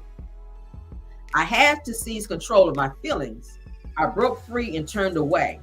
Walking out of his hospital room, I knew that it was the last time that I would ever see my Uncle Ernie alive again. The ride from the hospital to the Department of Motor Vehicles was not only stressful, but also unsettling. After all, I was pregnant, my uncle was dying, and I was far away from home from another state doing something illegal. I had to put Uncle Ernie to the back of my mind and handle business. My cousin, JR, pulled to stop at the DMV. I sat adjusting my thoughts and makeup. It took a little while before I could completely detach myself and regain my composure before embarking on my mission. Eventually, I was able to confidently get out of the car, knowing damn well that I had a handful of counterfeit government documents in my possession. I walked straight up to the counter without hesitation or fear. The DMV clerk viewed the documents, stamped them, and told me to stand in line and wait for my picture to be taken. I took my photo. Then the clerk gave me my new identity and proudly walked out. I proudly walked out of the DMV. I remember thinking how happy Phaedra would be when she knew I had scored once again. I was happy to see Phaedra. In my mind, she had given my children and me a way out of poverty. Life was better now, and I felt that I owed her for what she had done for me. I wanted her acceptance, and I'd always been an outcast. I was pleased to be accepted in her circle. I was relieved and glad that the mission was a success. I was also delighted that I had gotten away and contented about the job well done. With each success, I received more clout and was advanced to the next level. I was rapidly climbing my career ladder. I didn't want to be viewed as how do we say that word? At around 8, that same evening, I arrived back in Atlanta. Apollo was waiting for me at the airport. Mission completed. It never dawned on me to even ask the purpose of what was to be the future of the use of the license. I trusted my partner, Phaedra, that much. There was no questions. After a long, hard day, there was nothing more rewarding to me than to see the look on my mother's face when I returned home. At last, I was back in the comforts of my home. That whole day had just seemed so long and drawn out. My mother's whole life circled my children and me. She was unmarried and wasn't dating. My mother devoted her entire life completely to God. Joan Milling had been transformed into a very dedicated minister. My mother was a real preacher, and I was sure that she would never give another woman a potion to AB an unborn child. While she cared for my children, I provided financial support for my mother. At 52 years of age, she was a robust woman. But then one day, my mother got really sick. I took her to the hospital, and as I waited outside the hospital room, I overheard the doctor talking about my mother having breast cancer. The news of her condition was way too hard for me. Flipping out, I fucking lost it in the hospital. Then came the many days and weeks filled with chemotherapy treatment. My mother's lovely hair began falling out. I hated seeing that. I couldn't handle seeing her on days that she couldn't barely hold her head up. As a result, I sought to escape and spent most of my time on the streets. It felt safer there. I focused on what made me feel good, and that outlet was getting money. Having lost her business and all of the benefits that came with it, my poor mother didn't even have health insurance for her treatments and medication. Even though I hated seeing my mother in pain, I felt powerless to do anything to help her. There was nothing that I could do to alleviate her hurting, and that made me angrier. I hated when things spun out of my control. I refused to see my mother suffer. Watching her going through her crisis made me feel like a victim. Those were images that I could never erase from my mind and would vividly haunt me in the darkest hour. I was a fighter and a survivor capable of any superhuman effort, but her illness proved to be the kryptonite. It weakened me, and out here on the streets, a fragile soldier would lose the battle every time. I needed my strength on a daily basis, and I walked into the lion's den seeking it. My friends were but a few rather. I considered them all liabilities. During this time, some of my closest family members turned on me. They were jealous because I was managing to stay ahead. I constantly had to watch my back. I scoped not just for the police or federal agents, but for my haters and fake friends, the real enemies. My mother's sickness would only break me down. Therefore, I was going to do whatever it took to make sure she had everything she needed after her chemotherapy treatments. The doctor said that she was cured, but she never fully returned to her old self, not ever. My mother loved my children, and she always kept them with her. They were the loves of her life and her main concern. She always encouraged me to go to school or get a job, but she always knew that I was hard-headed and wouldn't listen. She knew the only thing that she could do for me was pray. Praying was what she constantly did without ever ceasing. One sunny morning at 8:47 a.m., Phaedra called me to her office. I had no idea what she had planned for me. I guess this was all a part of her gimmick so that I would never be able to figure her out. When I walked through her office door, Phaedra had specific instructions for me. Take your Maryland driver's license along with this Social Security printout and go to the Bank of America downtown branch on Peachtree Street and open a bank account, Phaedra said. She also instructed me to deposit money and provide with the account numbers. Phaedra Parks was about her business. She did that very well. Later that morning, I left Phaedra's office on Spring Street. Leaving her office, I opened the envelope and counted the cash. Then I walked a couple of blocks over to Peachtree Street. Once the transaction at the bank was completed, I headed back to Phaedra's office, receipt in hand. This assignment was really simple. Of course, I was not afraid to open the bank account. It was not my name or social security number, but hell, the bank teller was none the wiser. The driver's license I had in my possession was an official document. I knew that, so quite naturally, I acted with confidence. I never ceased to amaze Phaedra. Every time she sent me on a mission, it was accomplished, and there were hardly any miscues. it wasn't like I was a dummy who had to call back just to find out what exactly I was supposed to be doing, smack dab in the middle of the operation. Phaedra had only to instruct me once, and it was understood. My pregnancy was moving along fine, and I was getting closer to my delivery date. Phaedra was aware of this, so we had to move a little quicker on the operation. Unfortunately, we had to wait at least 30 days before there could be any major activity on the new account. After the allotted time went by, Apollo gave me a check for $27,000 to deposit in the account. The check was from an insurance company that was made out to my alias.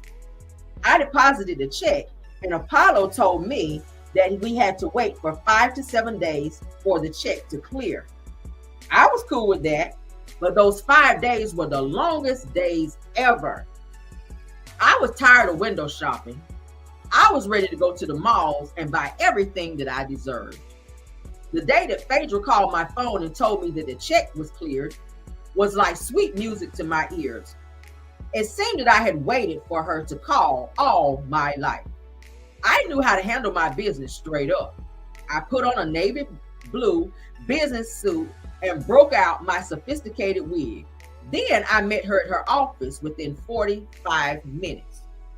I had already told my baby father, Slim, and my first cousin, Scott, exactly what was going on. I love Slim, and I told him about the business just to keep my end covered. My father always told me that there was no honor among thieves. People could be real shady when it was time to deal with a lot of money. I needed to make sure I had my end covered, just in case Scott was brought in because he was connected to the streets. Although I trusted Phaedra, it was Apollo I had a hard time trusting. I just wanted to make sure that I got my chips at the end of the day. Those were from the streets and did not trust Phaedra or Apollo. As a matter of fact, they didn't trust anyone. Slim parked across the street from Phaedra's office and waited. Then he followed our every move, oblivious to Phaedra and Apollo. Phaedra stayed at her office while Apollo and I went on the move. He drove to the first stop. It was the Bank of America located on Windy Hill, Marietta, Georgia. Apollo parked the car and I walked into the bank to make the withdrawal. Now I'm going to keep it real and let you all know at this time I was genuinely shaken. I was so nervous my knees were shaking as I waited patiently for something to go wrong. It was going uneasily for me because I didn't want to go to jail, lawyered up or not. Although I had an attorney, I didn't want to use her. I had been in the bank for about an hour. Apollo was calling on one line and Slim was calling on the other. I was trying not to assure myself that everything was okay. I was trying to not only assure myself that everything was good, but I was also busy assuring them as well. Then all of a sudden, the branch manager asked to see me in her office. Now I was afraid. I was about 7 months pregnant, and there was no way my fat butt could outrun any of these folks.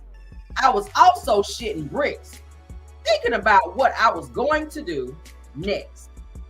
I knew I had to maintain my composure, and I kept it all the way cool walking closer to the manager's office. I was scoping out the layout of the branch and possible escape routes. The security guard was pretty much preoccupied. He didn't look at all concerned with my activities. Maybe the branch manager merely wanted to ask a few questions in private. My heartbeat was getting louder with each step, but I cautiously followed the neatly dressed woman into her office. The moment we were inside, she politely gestured for me to have a seat. Then she closed the door. I was about to scream bloody murder and act like I was about to go in labor when she pulled out a brown paper bag. Woo, Lord. I thought, thank you, sweet Heavenly Father Jesus. I quickly and officially counted the money, and exactly $27,000 in cash, all big faces too. It was the first time I had ever held that much money in my hands. I placed the money inside the briefcase thanked the bank manager, and quickly exited the bank. Apollo was waiting, and I hopped into his BMW. Is that the same BMW that was on Real Housewives of Atlanta? Because y'all know Apollo was driving a BMW on Real Housewives of Atlanta. Do y'all remember that? It was a white one. Within seconds, we were out of there, putting distance between the bank and us. Apollo was smashing southbound on 75, doing about 100 miles per hour. This was one of the best feelings I had ever experienced in my life, getting away while carrying $27,000 in cash. There was still $7,000 remaining in the account. I started wondering what would become of it. Apollo called Phaedra to inform her that we had scored a touchdown for the home team. I smiled when I overheard Phaedra bragging about me. He told Phaedra that we had another stop after that and that we would link up with her. I was very excited about the money, don't get me wrong, but I kept thanking God that I had gotten away. I wasn't all that excited about going to another bank anytime soon. I mean, how many times can a person get away before that person actually gets caught? This was $27,000 and it was a good number. I was cool with that, but Phaedra was greedy. She always had to have more. She wanted it all, and if I didn't get it all, then I wouldn't get paid. The job had to be completed, and I had Apollo and Phaedra on my team, and we were winning. I was ready to go get it, though. The next stop was at Bank of America on Piedmont Street. I walked into the bank, pushing the fear to the back of my mind. I walked back out of the bank with $7,000 in cash. I gave Apollo the money to put with the $27,000. He immediately called Phaedra, and we met up at the Checkers restaurant downtown on 10th Spring Street. Then I called my baby's father and told him to meet me. He was already behind us anyway, but they didn't know that. Phaedra pulled up and hopped into the car with us. She gave me $4,000. She and Apollo kept the rest of the money. I eventually recognized that the $4,000 was low pay for the high risk of my freedom. Being young and naive, $4,000 seemed like a lot of money to me at that particular time. Besides, it was a little too late to start complaining about the money.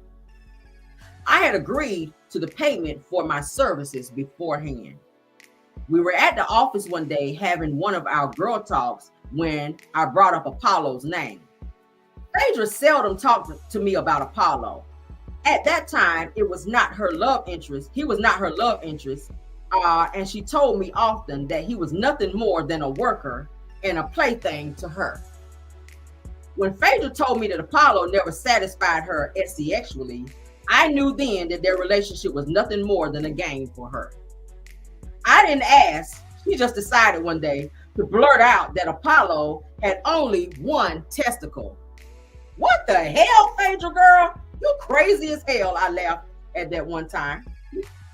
After working with Apollo, he and I became cool. He was my partner. While Apollo and I ran the streets, Phaedra was able to sit hidden away behind her desk. Apollo was never disrespectful and was always about his business. I respected that. I was being a shit starter. So I told Apollo about the conversation that me and Phaedra had about him. Damn. Phaedra had not mentioned to me that she was serious about him or that she had any intentions of being with him. I felt like she didn't give a damn, so I didn't either. I also wanted him to know that I knew his business. I wanted to see his reaction, and it may not have been right, but it was hilarious at the time, and I thought that I was going to be cool, calm, and that he was going to be cool, calm, and collective about it. It turned out that he wasn't. He called Phaedra right there on the spot, and oh Lord, did it go down behind her disclosure about his private parts. That was very personal for him. I could tell by the way he handled the situation that it hurt him deeply. He explained further that it was caused by a motorcycle accident. Wow, he didn't have, wow, he did have one testicle. Phaedra laughed like hell about it. She even called me on a three-way call a day later to let me hear his ranting and raving. This shit is funny. She wanted to go out of her way to show me that she could care less about his feelings, and she didn't give a damn about me telling him what she said. It was her joke. She laughed and I laughed, and we both laughed after hearing how he snapped on Phaedra. He was crying like a baby. Apollo was livid. That was so crazy. I knew to never tell him anything. He had gotten too emotional. I figured that he had to be raised by a woman. Most of the males that I knew were raised by women tended to be very emotional. Children learn what they see. If every time something goes wrong and the reaction that they experience are tears and screaming, then naturally children tend to cry and scream. If they see someone standing strong and addressing what went wrong without an emotional outburst, then they would address the problems that way. If a child were born in a home where only English was spoken, that child would only speak English. I think that you get the picture. With the money that I made from the bank job, I bought a car from my brother, got everything that my children needed, gave my mom some money, and purchased some things for the new baby. Before I knew it, that money was gone just as quickly as I had gotten. Ooh, child. Let me see how many pages. What time is it? 9. Ooh, child. We at chapter 4. Let's put a plug, guys. Let's get a plug. Let me see how many pages is this for this chapter. Chapter 4. Okay, chapter 4 seems kind of long shit. Let's breeze through. Y'all want to go through chapter 4? Let's get through chapter 4. On October 2001, I gave birth to my son, Javion. Phaedra was crazy about my baby, and my baby's daddy and I were on the verge of breaking up. Obviously, I was too much for him, and quite frankly, this man could not handle me. I will admit that I was your typical ghetto female. I was plugged in, and I was affiliated, and I didn't need him. As far as I was concerned, he needed me. He would do disrespectful things like how females called my house for him, and that did it. I was not one to tolerate disrespect, so I left him and started messing around with drama again. 2 months later, my trial for the forgery charge had come and gone. I had several IDs, so it wasn't my desire to answer for the charges or to serve any time. In my little mind, I was balling hard and never even went to court. At this point, I became a fugitive from justice. The state of Georgia was now looking for my dumb ass. However, I wasn't worried one bit about this because of my connections. I felt that I was self-made. Slim was very aware of what I was doing and who I was running with. I was a product of Phaedra Parks and had several identities. I didn't believe that I would ever get caught. Like for a true mafia outfit, we were operating above the law, and I was in an elite network of workers for Phaedra Parks. The only way that they would catch me was if someone snitched. It was in the beginning of a cool summer. The early morning dew had just set, and steady breeze seeped through my upper bedroom. Drama and I were lying in bed, and I just came back from the store. I was fully clothed, but he was butt-ass naked. My cell phone rang, and it started to ring back to back. It was Jay's dad, another local rapper known as Decatur Slim. There was already animosity, and Drama was the top guy in the music business, while the other rappers were still trying to get noticed in the industry. The last thing I wanted was confrontation between the two of them. Decatur Slim was fully aware of my previous dealings with Drama, and everybody in Atlanta knew that Drama drove a white Mercedes-Benz truck. I didn't have a garage, so when Drama visited, he would always park his truck right in front of my door. Bam, bam, bam. There was a loud banging on my door, and I started to the door wondering aloud, what the hell? Who is banging on my door like that, peeking out the peephole? Oh, Lord.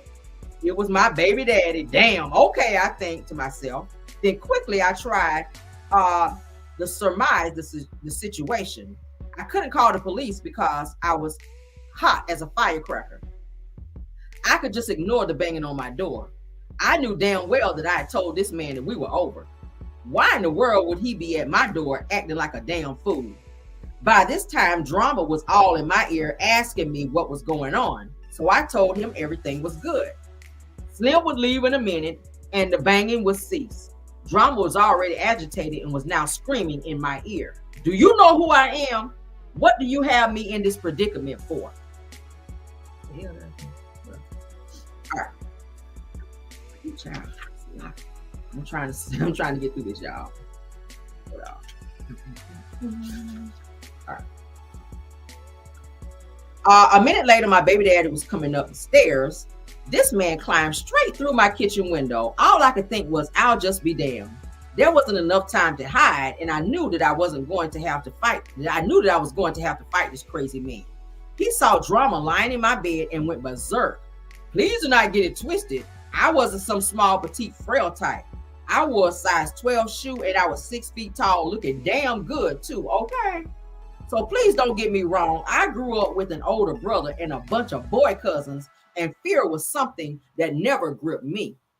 Now my baby daddy my baby daddy knew full well that I could handle myself, and so did drama. I mean, Slim and I was thumping, blow for blow.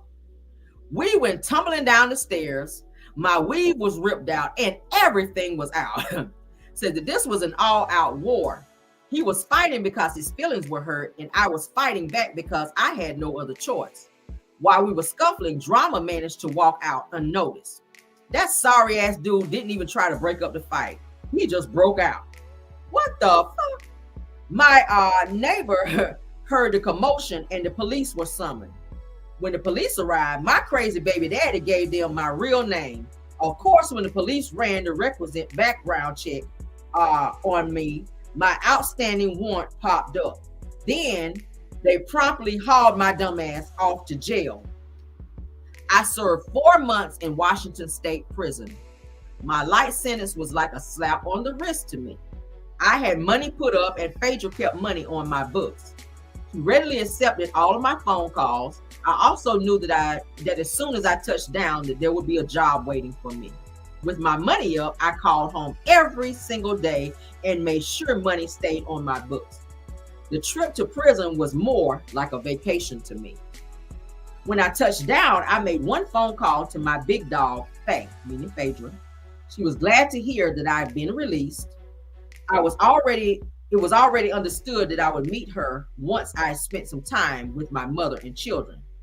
I was surprised to see how much my kids had grown in just that short time span. My mother told the children that I was away at college. She told that lie truly out of motherly love. She talked badly about me around the children, and I was like, she demanded respect. Decatur, Slim, my baby daddy, and I were done for good. There was no way that I could allow myself to be with anyone who would think of selling me into slavery. Oh, hell no. Forget that. Baby or not. It was a wrap for his ass. There was no compromising. I was gone with the wind. Everything about me was illegal, and that made him a liability. So 2 weeks later, Phaedra and I were back in business. Phaedra informed me that Apollo would be out of the picture for a while.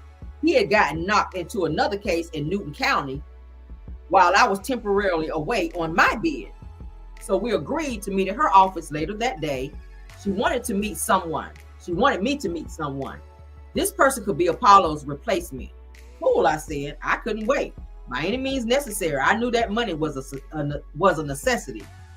Phaedra's schemes were ever so clever and elaborate.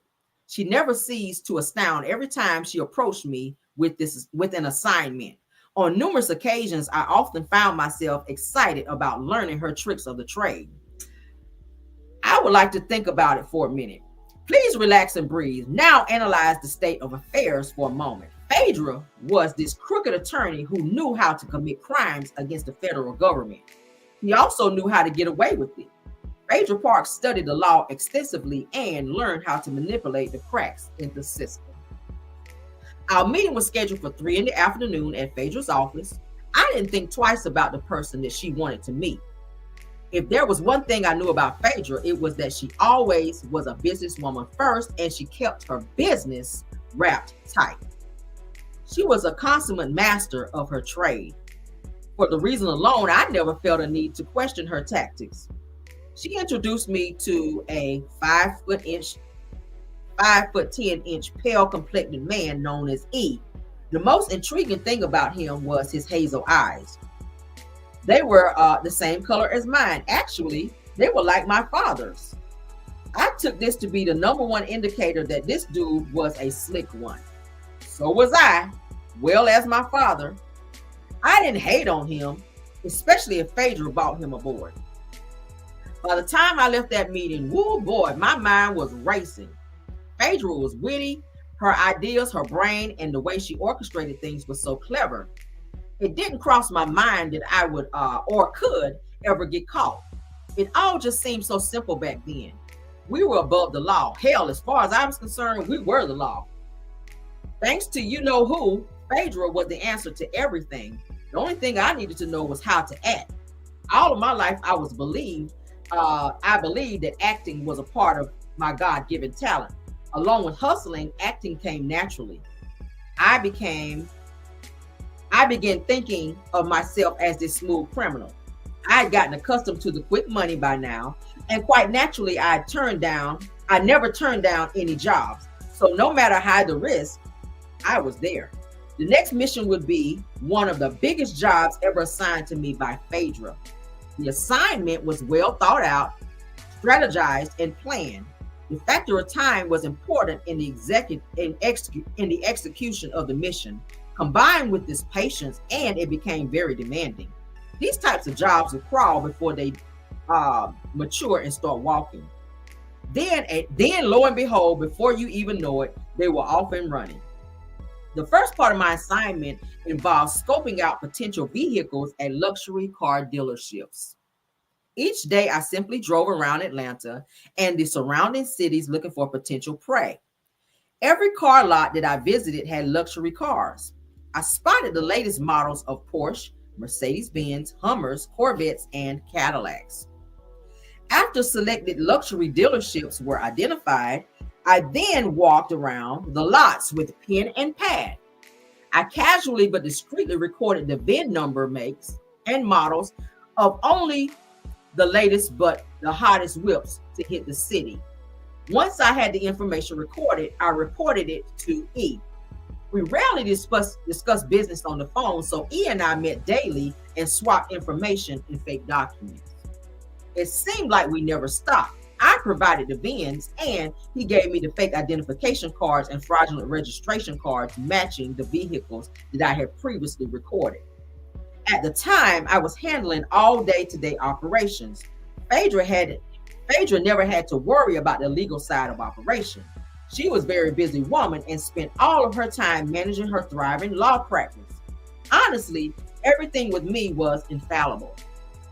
Phaedra knew as long as I was on the assignment that she would get her money and remain focused on the affairs of her clients. With the state-issued ID and proof of ownership, I would be able to visit any luxury car dealership, provide them with the necessary documents as well as a fee, $180 at a time. Then, just like that, they would cut a computerized key to the vehicle. The second part of the scheme involved a late night visit with the dealership closed down. We would return to the dealership and drive away in brand new vehicles with no disturbances. Even if we did run into a problem, such as getting pulled over by the cops, we had all the paperwork in our possession, the right key, and a bill of sale, and could be verified by the police. They would never suspect anything because the vehicle hadn't been reported stolen. The cars were then sent to a chop shop. The VINs were filed down and replaced with new ones. Once replaced, I was provided with fraudulent certificates of vehicle titles from the state of Ohio. It seemed like I was going back and forth to the Department of Motor Vehicles in Hateville, Georgia on a daily basis. The Ohio titles had to be swapped out for Georgia. No ifs, ands, or buts about it, which was an important step of the scam. There were other areas in the business which required my utmost attention. This was a major operation, and I could only be in one place at one time. Phaedra insisted that I enlist the help of my cousin, Sheree. She was a go-getter, and Sheree was about her business as well. Anything having to do with making money, she was with it, and so was I. Sheree would now assume a position of title swapper. Her job was to visit the Department of Motor Vehicles at least once a week, relieving me that of my duties. She was giving me time to enjoy my private life. As all young women do, I found myself right back in love again. This time, I thought for sure that it would be different at last. He was older, more mature, and intelligent. Shahid was considered a boss on the streets of Atlanta. He had money, power, as well as respected wherever he went. This gave me a feeling of superiority. Okay, I was caught up in the excitement of being Shahid's girl. There were great rewards and major benefits. The biggest incentive of being in this relationship was that anyone who knew him and was aware of my ties with him gave me the highest respect possible. In fact, even if I looked as if I had a problem, all I had to do was mention his name and my problem went away instantly. Love was in the air, and my aura was invincibility, and has suddenly grown way beyond my wildest imagination. Ooh, child. Mm-hmm. He was a Muslim brother, and Shah was ruggedly handsome, and he was tough. I had never been involved with a Muslim before. I was intrigued by his dedication to his family and religion. Watching him going from his religious rituals of praying 5 times a day, no matter what he was doing or where he was itself an attractive thing. I had heard the rumor floating around in the city about Shahid, but didn't pay it any mind. There were claims of him being a hitman, an unaliver, and a devil. The list would go on and on. He never gave me any indication that he was anything like what people were talking about, but he did tell me about the violence that occurred when he was still a child. Shahid was only 6 years old when his mother was brutally unalived. She was 7 months pregnant and was stabbed several times, 27 times to be exact. Okay, her throat was, and even though he was terrified, Shahid was forced to watch this heinous crime. Then the unaliving of a bitch through. Okay. Then the murdering son of a bitch threw the young innocent Shahid into the closet. Scared to death, Shahid waited in the dark closet until he was discovered 2 days later. After hearing his painful story and all the rumors about him, I knew it was dangerous to be involved with Shahid. But I also knew, just like me, Shahid was a victim and was victimized as a child. For that reason alone, I saw a light shining in him, God knows, when the other people only saw darkness. He was a product of his environment and a victim of his circumstances. That did not make his actions right, and I was in no way condoning the decisions that he made, but I understood his pain. Ooh, child. Hold on.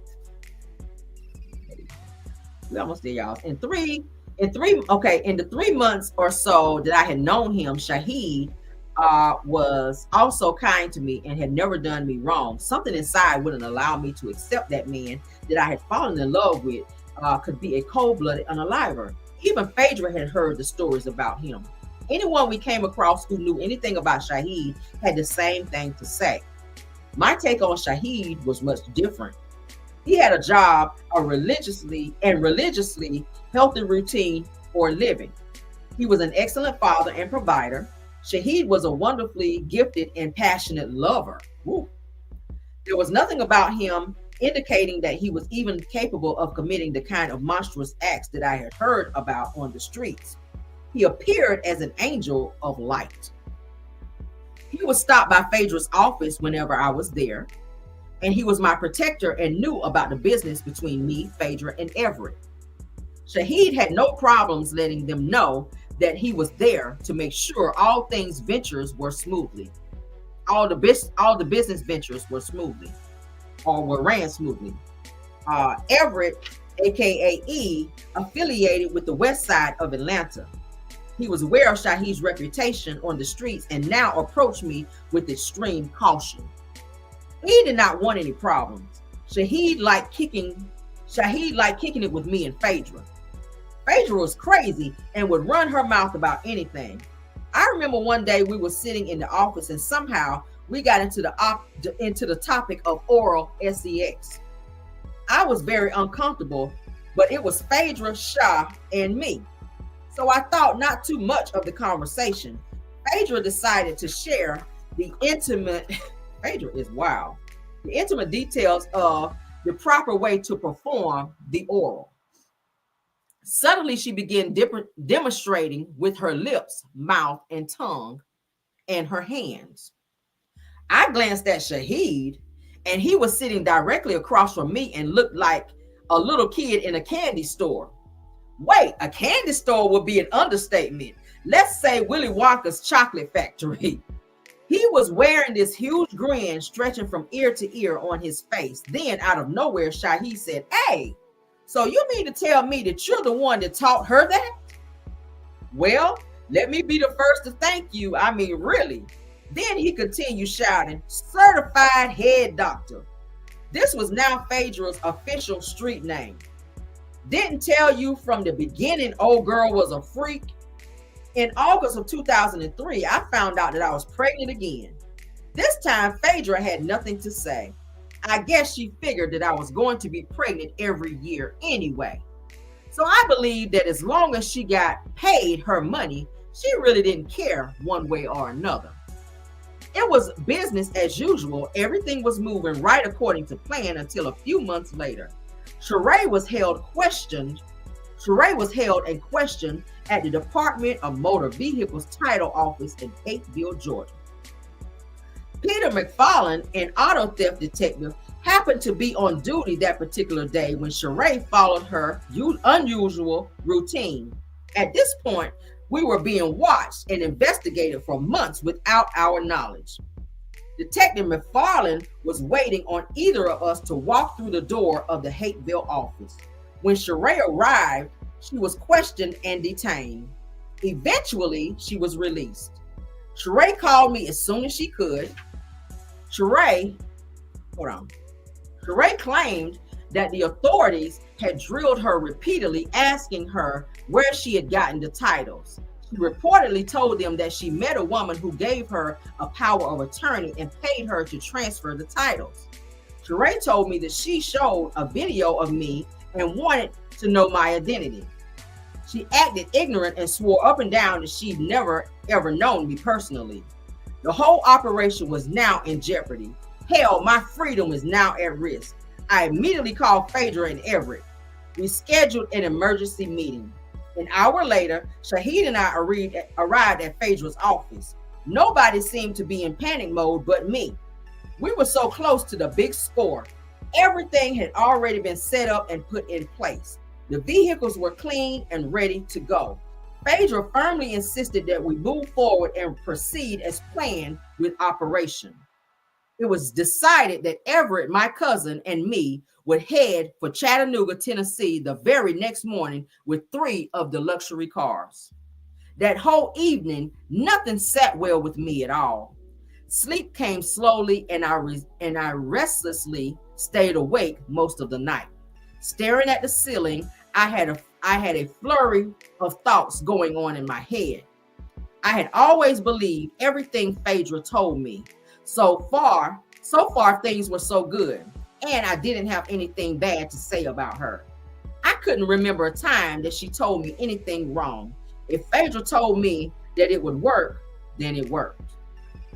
All right, so we're going to stop there, you guys, and we're going to pick up from there, going into chapter 5. That will be part 2 of this book. Okay, did y'all like this so far? Let me put a post-it note there, and we're going to start here tomorrow. I'm going to try to read more. We got the 5 chapters. How much more we got? We're going to try to finish this tomorrow because it's not that much. Yeah, I can finish this tomorrow. So we're halfway done. We are 5 chapters in, okay? I hope you guys are enjoying. This is some crazy shit, y'all. We're up to it's 10 chapters, so we're halfway done. So we got 5 more to go. So we're gonna finish the book out in its entirety tomorrow, okay? Oh my god. If it wasn't getting so late, I would just zoom on through. But we're gonna stop it here, okay? Because I gotta get up early in the morning. All right. I hope you guys can go out. Please do not forget to like the video, guys. They said it's very juicy. Y'all like it? So I put a little, tab there, and we're going to start back there on tomorrow. Let me put it there. Okay. So we're gonna start back there tomorrow. Girl, this is getting juicy. It's starting to get good. It's sounding like this is when the whole empire is getting ready to crash down. And it's crazy how Phaedra is like a whole madam in this whole situation. Are y'all seeing this? Oh my God. And Angela Stanton, baby, she is team too much. Baby, you having babies every freaking year. This shit is fucking crazy. So you can tell as we've gotten into chapter 5, that shit is really about to hit the fan. And I cannot wait to log on tomorrow and start. Says it 160 likes have been called up likes. Okay, great. Sounds good. So we are definitely going to get in on this tomorrow and get into this good read. I might come in a little earlier so that we can finish up these last 5 chapters, because now I'm going to wait on you guys. I'm not going to go and read ahead, because that's what we promised we were going to do. I want to be wild just like you guys, okay? But thank y'all for coming over for this book, baby. All right, again, let me show the title of it. All right, this is what we're reading. Life of a Real Housewife, the Angela Stanton story, okay? It's a memoir, and it's a national bestseller. I see why, because baby, it's juicy. It's right here, okay? That's the book. That's the book. So we're going to finish it tomorrow. We are 5 chapters in, and we got 5 to go. All right. It says, wait a minute. Faye let me find out. What the hell? Right. Baby, she's like a whole madam out here. She running a whole damn empire. She paying people, go to the bank. Like, Phaedra knows the ins and outs. But they always said on the Real Housewives of Atlanta that Phaedra was very smart. And now it's starting to make sense to me, the connection between she and Apollo. Apollo worked for her, and they started sleeping together. She got pregnant. And I think that the reason why she married Apollo is because Apollo did not want her to be able to testify against him with these crimes. Because, if you marry to someone, you're really not, at liberty to testify against them in court. And I think that's why she married him, because she already said that he never actually pleased her. She wasn't never, into it like that with Apollo. She wasn't in love with Apollo, but she married him because she had to, because of the crimes that they were committing, and it kept her out of jail as well. And he did he actually did the time to keep her out of prison so that she could stay out with their sons and help raise those sons. So yeah, this shit crazy. But we're gonna come back tomorrow. Hope you guys enjoy. Please hit the like button. Please support the video, like the video, share the video, and subscribe to the channel, because y'all see me do book readings over here. We have a lot of stuff going on. I'll see you guys tomorrow. Car Chronicles will not be very long in the morning, because I do have to go to an appointment. So I have to leave, and I will come back. And y'all know how I do with Car Chronicles. When I have to leave, we're still going to have like a small show, but then I'll come back and we'll have some more topics. And then I'm going to jump into the book. All right. So we can finish those last 5 chapters. All right. So that's it, guys. All right. Let's go ahead and get out of here. Thank you, Bill Wilson, KBR, Tyra, and Scorpion Miss, my mods, for doing an awesome job. Did y'all like the music in the background too? I try to have a little music playing so we can set the mood, honey. Thank you to all the content creators as well. I appreciate you guys. Thank you to the Caramelians as well. Let's get out of here, guys. All right. Bye. Slow, you can still go. Even when there's no hope, you can still go. I never answer to no, man, I still go. Go, go, go, go, go, go, go, go, go, go, go, go, yo, go. Hustle hard, hustle every single day. I'll be making moves till I'm buried in my grave. To the system, I don't wanna be a slave. I've been doing shit my way, or the highway. And in the driveway is a nice range, cause I grind through the climb, I invite pain. You'll never hear me, bitch, nah, I don't complain. Just gotta flip the switch and you can go and obtain anything you want, anything